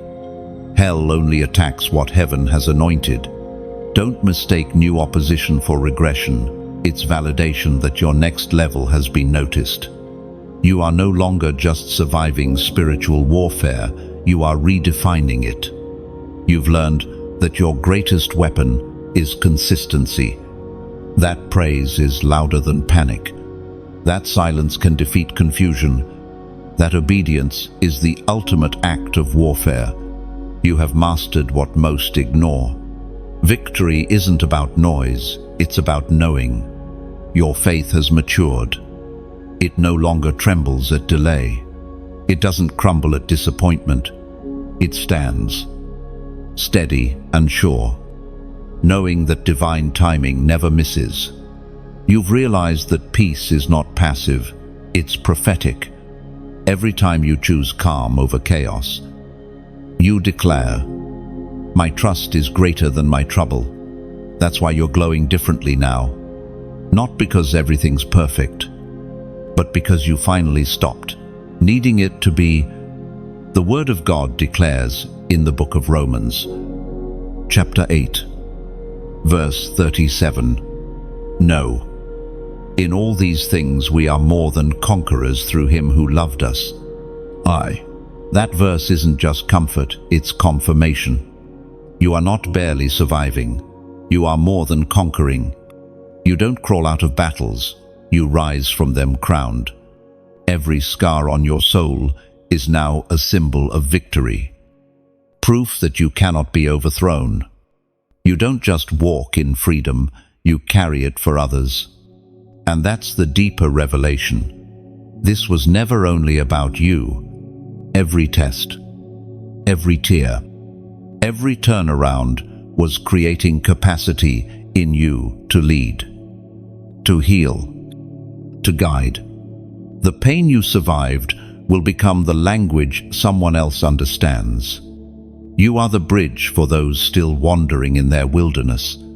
You are the evidence that the fire doesn't destroy, it defines. Now, as heaven increases your influence, humility must remain your fragrance. The brighter your light shines, the quieter your heart must stay. You are not called to impress, you are called to impact. People may celebrate your strength, but only you know the story behind it. Let gratitude keep you grounded, and let grace remain your language. Chosen one, this is your moment of divine certification.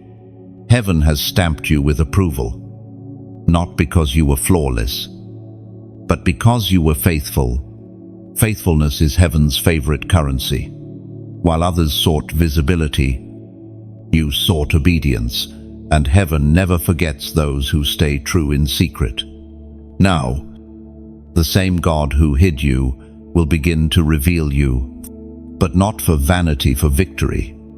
You will walk into rooms that once felt unreachable, not to prove your worth, but to release worth into others. Your words will carry weight because they've been forged in suffering. Your presence will shift atmospheres because it carries peace earned through perseverance. This is the hour where what you carry internally begins to manifest externally. Your inner transformation will start to attract outward opportunity. But remember, opportunity is not validation, it's assignment. Heaven opens doors not to reward you, but to expand you. Every new platform is another battlefield disguised as blessing. Handle it with reverence. And as this shift unfolds, take a moment right now to breathe it in, to acknowledge how far you've come, how much lighter your spirit feels, how much clearer your vision has become. You once begged God to change your situation. Now you thank Him for changing you. The storm that tried to drown you only taught you how to walk on water. So, as a declaration of recognition, of understanding that you have entered the stage of maturity where peace is proof and stillness is strength, type, I am ready. Simple words. 3 small beats. But when spoken in faith, they shake the unseen. Because readiness is not about preparation, it's about permission. You're telling heaven, I'm aligned, I'm aware, I'm available. When you write it, you're not asking for the next step, you're acknowledging that it's already beneath your feet. These words are not a comment, they are a covenant. They declare that you are done shrinking, done doubting, done delaying, that you accept the crown, not with pride, but with purpose, that you choose responsibility over recognition, impact over image. So, type it. Chosen one, I am ready. Let it echo beyond the screen, through the spirit realm, marking the moment. Heaven and earth agree you've become who you were always meant to be. The waiting is over. The unveiling begins. There is a divine rhythm to restoration. Chosen one, a pace so intentional that nothing is wasted. Not even the waiting. By now, you've seen how God never restores halfway. When He rebuilds, He doesn't just patch the broken pieces, He remakes the foundation. The same hands that allowed the breaking are the ones now shaping beauty from its remains. You are walking in that rhythm now, the slow, steady heartbeat of divine restoration.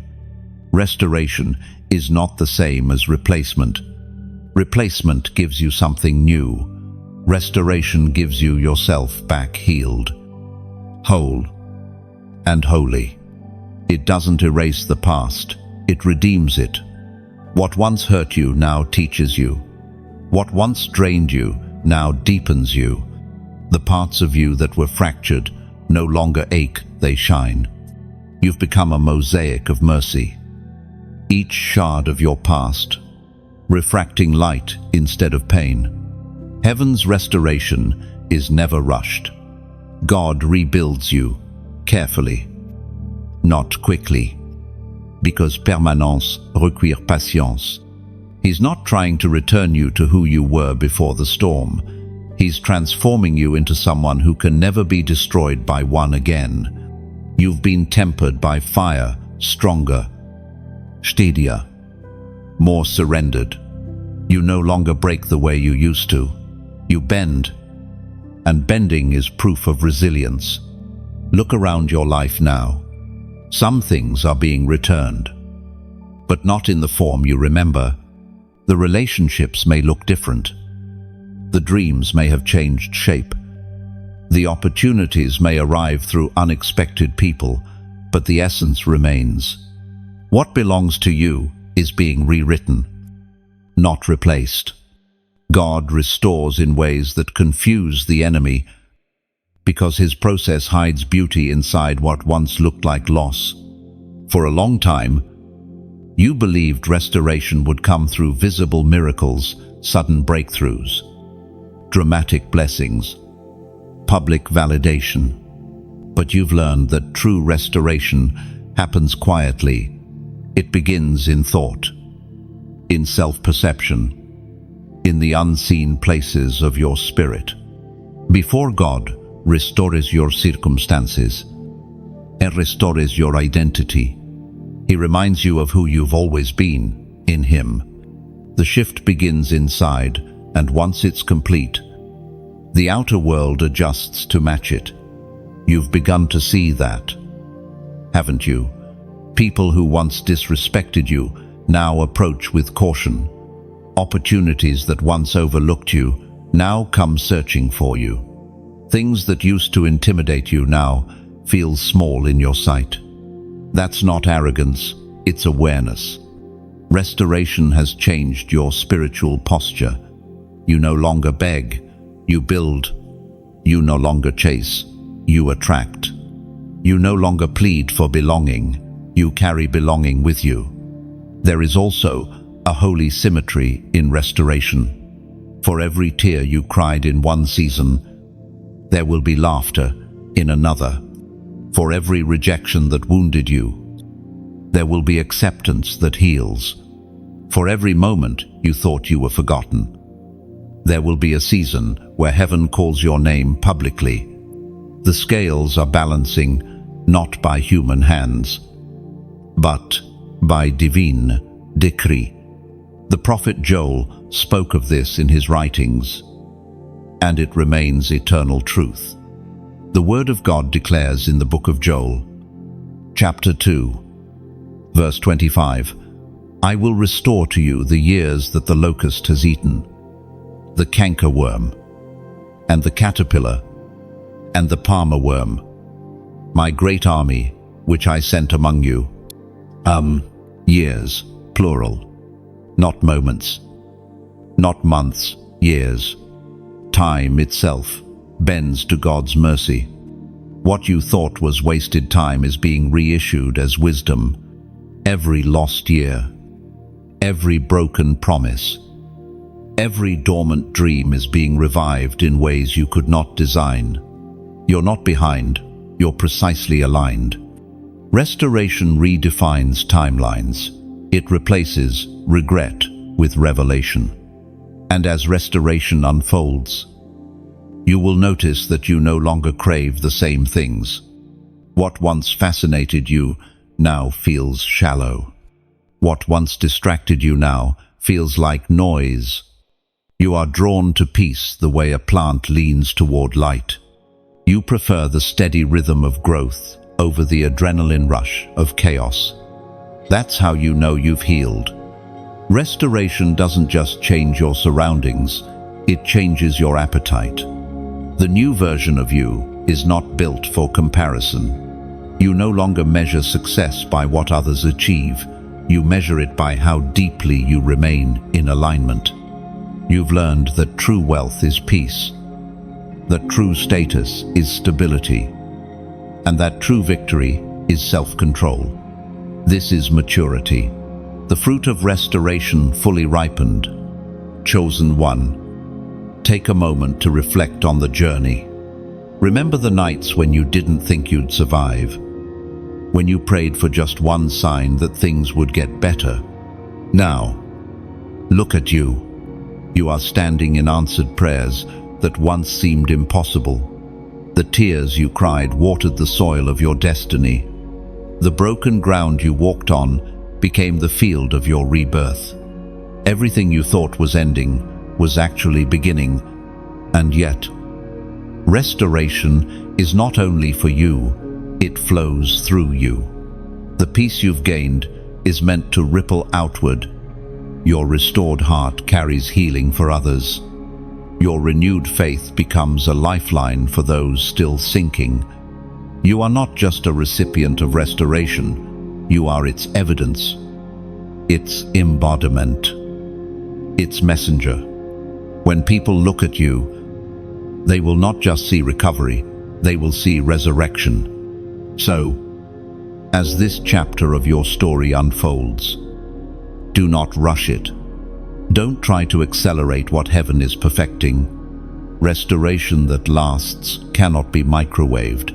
It must be marinated in grace. Trust the timing of your rebirth. Some things are being returned gradually because God wants you to appreciate them fully this time. Quick restoration leads to quick forgetting, but slow restoration, that births gratitude that never fades. You are walking proof that divine justice is not delayed, it's deliberate. You were never forsaken, you were being fortified. What the enemy devoured, heaven is repaying with interest. You are collecting back what was stolen: joy, confidence, creativity, love, and this time, it's untouchable. The season of loss was real, but it was not final. The chapter of pain was long, but it was not the ending. You have entered the chapter of fullness, where everything you endured now makes sense. What once hurt now humbles you. What once broke you now builds you. And in that quiet transformation, the promise is fulfilled. The years are restored. There is a fragrance that follows restoration, a quiet sweetness that cannot be manufactured. It is the aroma of peace, of healing, of promises fulfilled. You carry that fragrance now. Chosen one. Everywhere you walk, the air shifts. You are no longer defined by what happened to you. You are defined by what grew from it. The ashes have fallen away, and beauty has taken their place. What once felt like loss has become legacy. The transformation within you is no longer invisible, it radiates. People sense it before you speak. They see it in your eyes, in the calm of your presence, in the authority of your silence. They may not understand it, but they feel it. You are not the same person who entered the storm. Something sacred happened in the fire. It refined your essence, stripped away the unnecessary, and revealed the divine beneath the dust. Now, you walk as both survivor and symbol. You are living evidence that pain does not have the final word. There's something about the way you carry yourself now, light, yet strong, soft, yet unshakable. This balance is not learned in books, it's learned in breaking. Heaven taught you how to glow without burning out, how to shine without boasting, how to rise without revenge. You are light with depth now. Restoration has also changed the way you perceive others. Once, you saw people through the lens of fear and expectation. Now, you see them through compassion and clarity. You no longer demand from them what only God can provide. You no longer give from emptiness, hoping to be refilled. You give from overflow. You no longer seek validation from connection. You offer presence as a gift. The relationships around you are shifting because you've shifted. What once drained you now teaches you discernment. What once wounded you now reflects your wisdom. The prophet David captured this transformation in his writing, and the words still echo across time. The word of God declares in the book of Psalms, chapter 42, verse 2, "He brought me up also out of an horrible pit, out of the miry clay, and set my feet upon a rock, and established my goings." And you know that verse by experience now. You've lived it. You felt the pit, the heaviness, the confusion, the slow sinking of despair, and you felt the rescue, the sudden strength that lifted you when you thought you couldn't rise again. The miracle was not just that God pulled you out, but that He established you afterward. He didn't just save you from drowning. He taught you how to walk on steady ground. That's what you're doing now, walking on solid foundation. Not every day feels easy, but every day feels anchored. You've learned how to rest without retreating, how to trust without proof, how to hope without fear. You no longer rush toward the future as though it might vanish. You walk toward it, knowing it's already yours. This stability is not stagnation, it's strength. Stillness no longer feels like punishment, it feels like peace. You've discovered that there's power in patience, wisdom in waiting, and clarity in calm. What once felt like divine delay was actually divine design, teaching you to synchronize your steps with eternity's rhythm. You've learned that rushing ruins revelation, and now, because you have endured the refining, you carry an unspoken authority. Your peace intimidates chaos. Your stillness confuses those who feed on conflict. You no longer respond to every provocation, because you've learned that reaction wastes energy meant for creation. You have mastered the art of restraint, the discipline of letting God handle what your hands no longer need to touch. This peace has also given you vision. You see patterns now where others see problems. You discern timing where others see turbulence. What used to feel like coincidence now looks like coordination. You've learned to recognize the fingerprints of God in the smallest details, the perfect delays, the purposeful detours, the disguised blessings. You no longer need constant reassurance. Revelation itself reassures you. And perhaps the most profound shift of all, you've learned to love again. Not from fear, but from fullness. You love without expecting loss. You forgive without requiring apology. You give grace not because others deserve it, but because you've been saturated by it. This kind of love doesn't make you weak, it makes you invincible. Love has become your armor. There was a time when your heart was heavy with unspoken grief, when trust felt like danger, when hope felt fragile. But now, your heart is a sanctuary again. It holds no bitterness, only memory redeemed by mercy. You've discovered that forgiveness isn't letting others go, it's freeing yourself from the gravity of pain.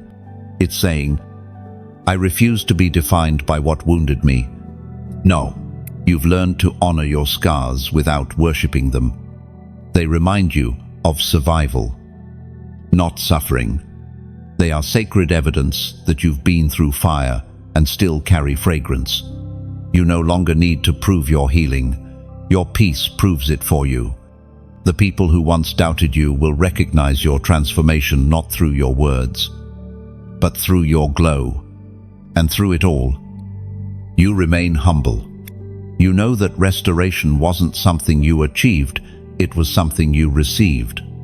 It was grace, pure and simple. The same grace that found you still follows you. The same mercy that healed you still holds you. Every breath you take is a continuation of that miracle. You now walk with quiet gratitude, understanding that nothing about your journey was wasted. The pain had purpose. The delays had design. The losses had lessons. Every moment, even the ones that hurt most, was a brushstroke in the portrait of who you are now. You see it clearly. God didn't just bring you out of the storm, He built you in it. Chosen one. This is what redemption looks like, not perfection, but peace.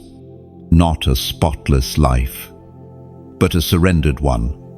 You have become both vessel and voice, both living proof and living praise. You no longer need to ask, "When will my time come?" Because you realize it already has. You are standing in your becoming, breathing in your destiny, glowing with grace that never runs dry. What once buried you has now become the soil of your brilliance. You have bloomed, and heaven smiles at the sight. There is a sacred quiet that rests on the final stretch of a divine journey, the kind of quiet that doesn't demand attention, but radiates fulfillment. You feel it now, don't you? Chosen one, that deep, steady peace that hums beneath your heartbeat. It's the stillness that follows completion, the hush that comes when heaven finishes what it started. You've walked through the fire, endured the silence, embraced the waiting, and now you stand in the light of understanding. You've reached the place where your faith no longer trembles, it breathes. Where your worship no longer comes from desperation, it flows from delight. The version of you that once begged God for rescue has evolved into the version that simply trusts Him to lead. That's what the journey was always about, not changing your circumstances, but transforming your perception. You don't see through the lens of fear anymore. You see through the lens of faith, and faith changes everything it looks at. This stage of your path is not about striving or proving. It's about existing fully in divine alignment. You've stopped needing to control outcomes because you finally understand that what belongs to you is anchored in heaven and cannot be taken. You've stopped fearing time because you now walk in sync with eternity's rhythm.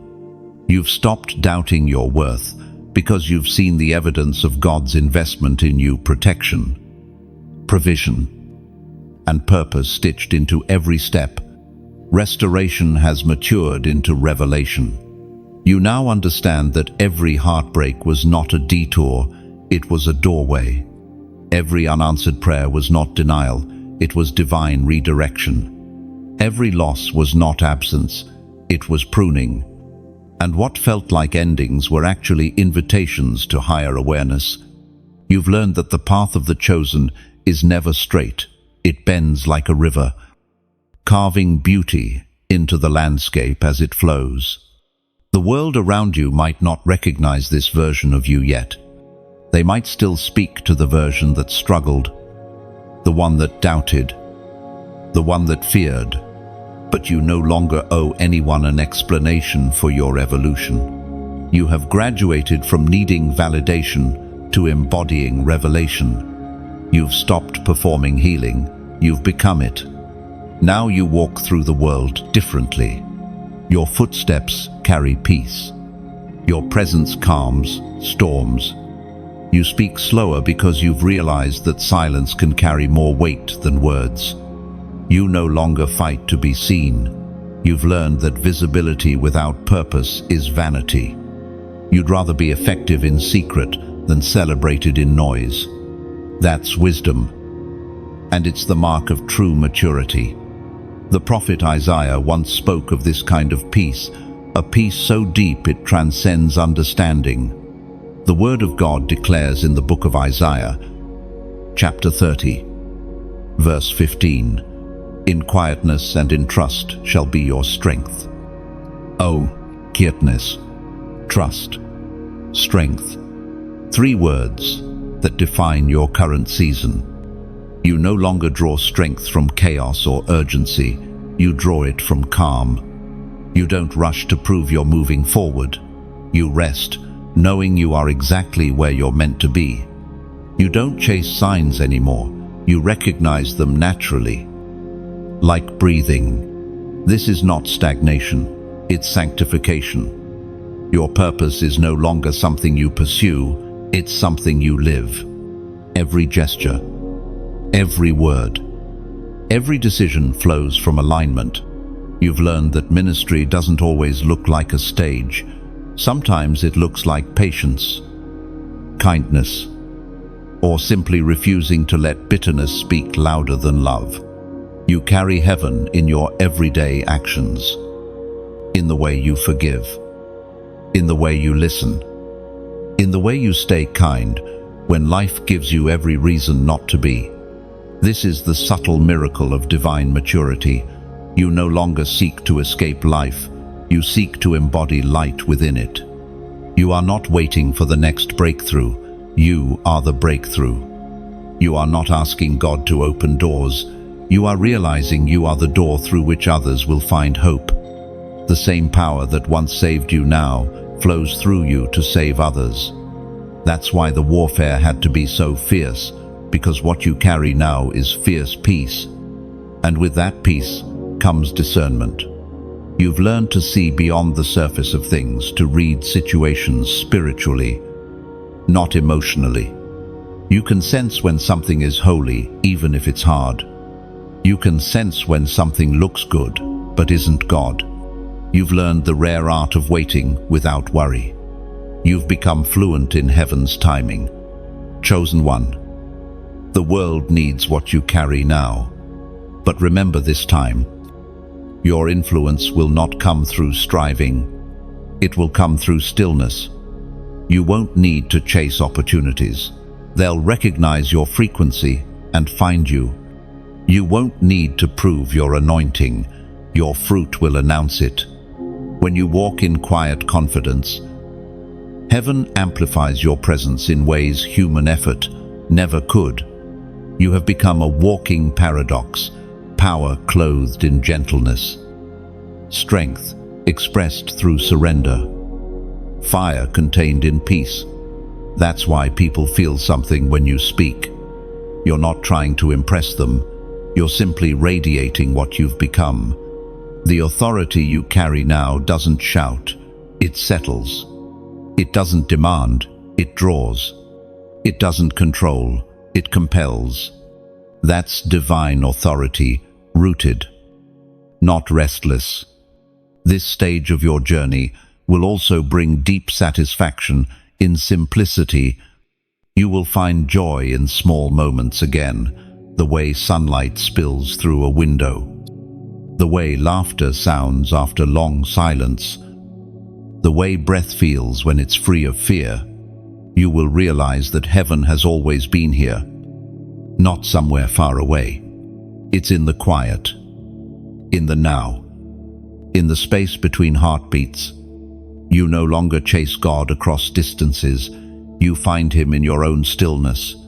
The greatest miracle is not that God changed your life, but that He changed you. You now embody what others still pray for: peace that cannot be shaken, faith that cannot be stolen, love that cannot be explained. The one who once cried for help now carries healing. The one who once broke now binds the wounds of others. The one who once questioned now walks with quiet certainty. And yet, even in this fullness, humility remains your anchor. You know that everything you have, everything you are, came from grace. You no longer boast of survival, you worship because of it.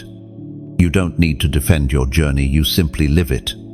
Every breath is thanksgiving. Every step is reverence. Every moment is worship. There is a sacred softness that settles over the soul when everything comes full circle. The storm is long gone now. Chosen one, the echoes have faded. The tears have dried. And what remains is not exhaustion, it's reverence. You no longer look at your scars with grief. You trace them with gratitude. You no longer ask why things happened. You simply whisper, "Thank you for how they did." The pain that once bent you has become the proof that you were built to endure. You are standing in the quiet glow of completion, the divine silence that follows fulfillment. It's not loud. It's not dramatic.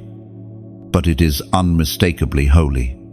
You can feel it in the air, the way peace hums around you, the way time itself feels slower now, the way your heart beats in rhythm with eternity. You are not the person who began this journey. You are lighter, wiser, gentler, stronger. You have been remade in mercy. Every lesson has taken root. Every test has birthed wisdom. Every wound has healed into revelation. You have walked through valleys and over mountains, through drought and through overflow, through silence and through song, and in each season, God has revealed a different facet of himself. You've seen his justice, his patience, his humor, his tenderness. You've realized that he was never only found in the miracle, but in the waiting that led to it. Completion is not the end, it's the alignment of everything that was scattered. It's the moment when heaven's plan clicks into place, and you suddenly see how the pieces always fit. The heartbreaks, the delays, the detours, the closed doors, they were never random. They were the sculptor's chisel, carving the shape of your destiny. What once felt like destruction was design. What once felt like loss was preparation. Now, when you look back, you can see the rhythm, the rise, the fall, the silence, the sound all working together to create harmony. You see how even your mistakes became teachers, how your weakness made room for grace, how your surrender unlocked strength you didn't know you carried. This is divine orchestration, the slow, intentional masterpiece of mercy. You used to pray for arrival, but now you understand that the journey was the destination. The moments you called detours were actually directions. The people you thought left too soon were right on schedule. The prayers you thought went unanswered were answered differently, deeper, wiser, better. Everything that seemed to break you was actually bending you toward balance. And the most beautiful part is this: you no longer fear what's next. The anxiety of the unknown has lost its hold on you. You have learned that what's ahead cannot harm you. It can only reveal you. You trust the process now because you trust the planner. The need for control has melted away. You've learned that surrender is not weakness, it's worship. You live slower now, but with more purpose. You speak softer, but your words carry more power. You give freely, but with discernment. You love openly, but with boundaries. You have finally found the balance between heart and wisdom, between spirit and soil. This is what maturity looks like. Divine steadiness, born from divine struggle. You've become like the tree in Psalm, one rooted by the river, unshaken by drought, blooming in due season. The Word of God declares in the book of Psalms, chapter 1, verse 3, "He shall be like a tree planted by streams of water, which yields its fruit in season, and whose leaf does not wither. Whatever he does prospers." Lo, that verse now describes your life. You are planted, not drifting. You are fruitful, not frantic. You are steady, not striving. You have grown past the need to chase what is yours, because what is truly yours flows toward you in its time. You no longer beg for blessings, you nurture them when they arrive. You no longer panic when things slow down, you recognize rest as part of growth. Your soul is quiet now, but not empty. It's full of peace, of wisdom, of gratitude. You no longer feel the need to prove that you are chosen. Your peace is proof enough. The same storms that once terrified you now remind you of how far you've come. The same shadows that once frightened you now testify to the light that never left. You carry serenity like a crown, not one of gold, but of grace. Chosen one. You've reached a sacred equilibrium, the balance between doing and being, between speaking and listening, between walking and waiting. You've learned that every beginning requires an ending, and every ending gives birth to a new beginning. This is not the close of your story, it's the opening of a new one written in rest, not in striving. Heaven is not clapping loudly, it is smiling quietly. The angels are not shouting, they are bowing, because they recognize the miracle you've become. You, the once broken vessel, now carry wholeness that overflows.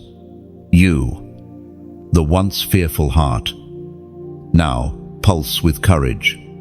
You, the once lost wanderer, now walk with direction.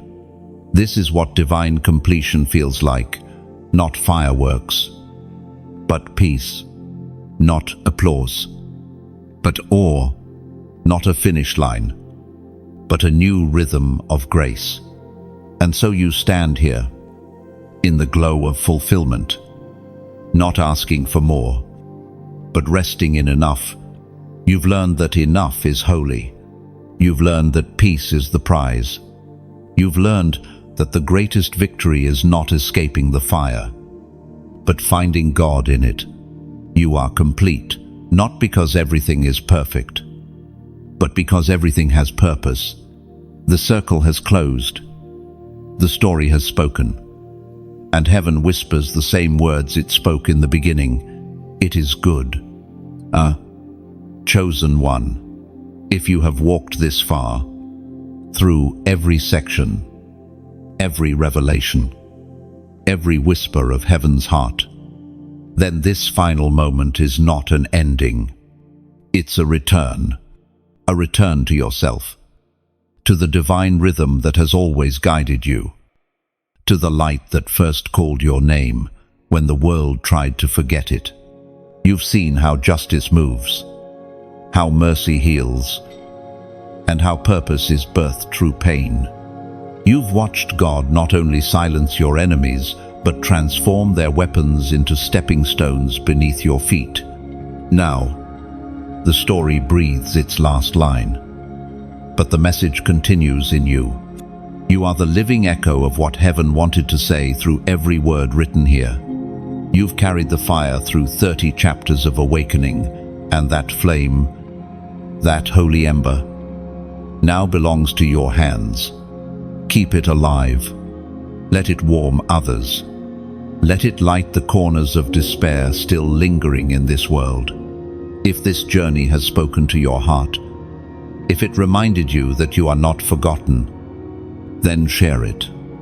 Don't let the flame stop at your screen. Share the light, the message, the awakening. Each share is a spark that might reach another soul, standing where you once stood, tired, unseen, almost giving up. You never know who needs this same whisper of hope. When you comment, let it come from your spirit. Write something that marks your transformation, what you've learned, what you've reclaimed, what you're walking into. Your words may become the thread that binds another reader back to faith. Sometimes, one person's testimony is the bridge for someone else's return to God. And if your heart feels stirred to subscribe, to stay connected, to continue walking in this current of divine messages, do it not out of habit, but out of hunger. The same river that refreshed you here will flow again, carrying new revelations, new reminders, new strength for the days ahead. Stay close to the current. Stay connected to the voice that speaks life. This isn't just another message. It's a movement of healing and awakening. Your presence, your engagement, your participation are what keep it alive. And if your soul feels called to give, to pour back into this well, know that every drop returns multiplied. Your generosity keeps the words flowing, keeps the lights burning, keeps hope echoing in places where despair once reigned. You have finished the reading, but heaven has just begun. The rewriting, your rewriting. You are proof that light wins, that chosen ones rise, that faith still works. Let this final moment settle deep within you. You were not just a listener. You were a participant in prophecy, fulfilled. So like, share, comment, subscribe, not as duty, but as declaration. Let the world know that you are awake, alive, and still burning bright. This is your benediction. Walk in peace. Radiate purpose. Carry light. The story is written. The promise is kept. And the crown is already yours.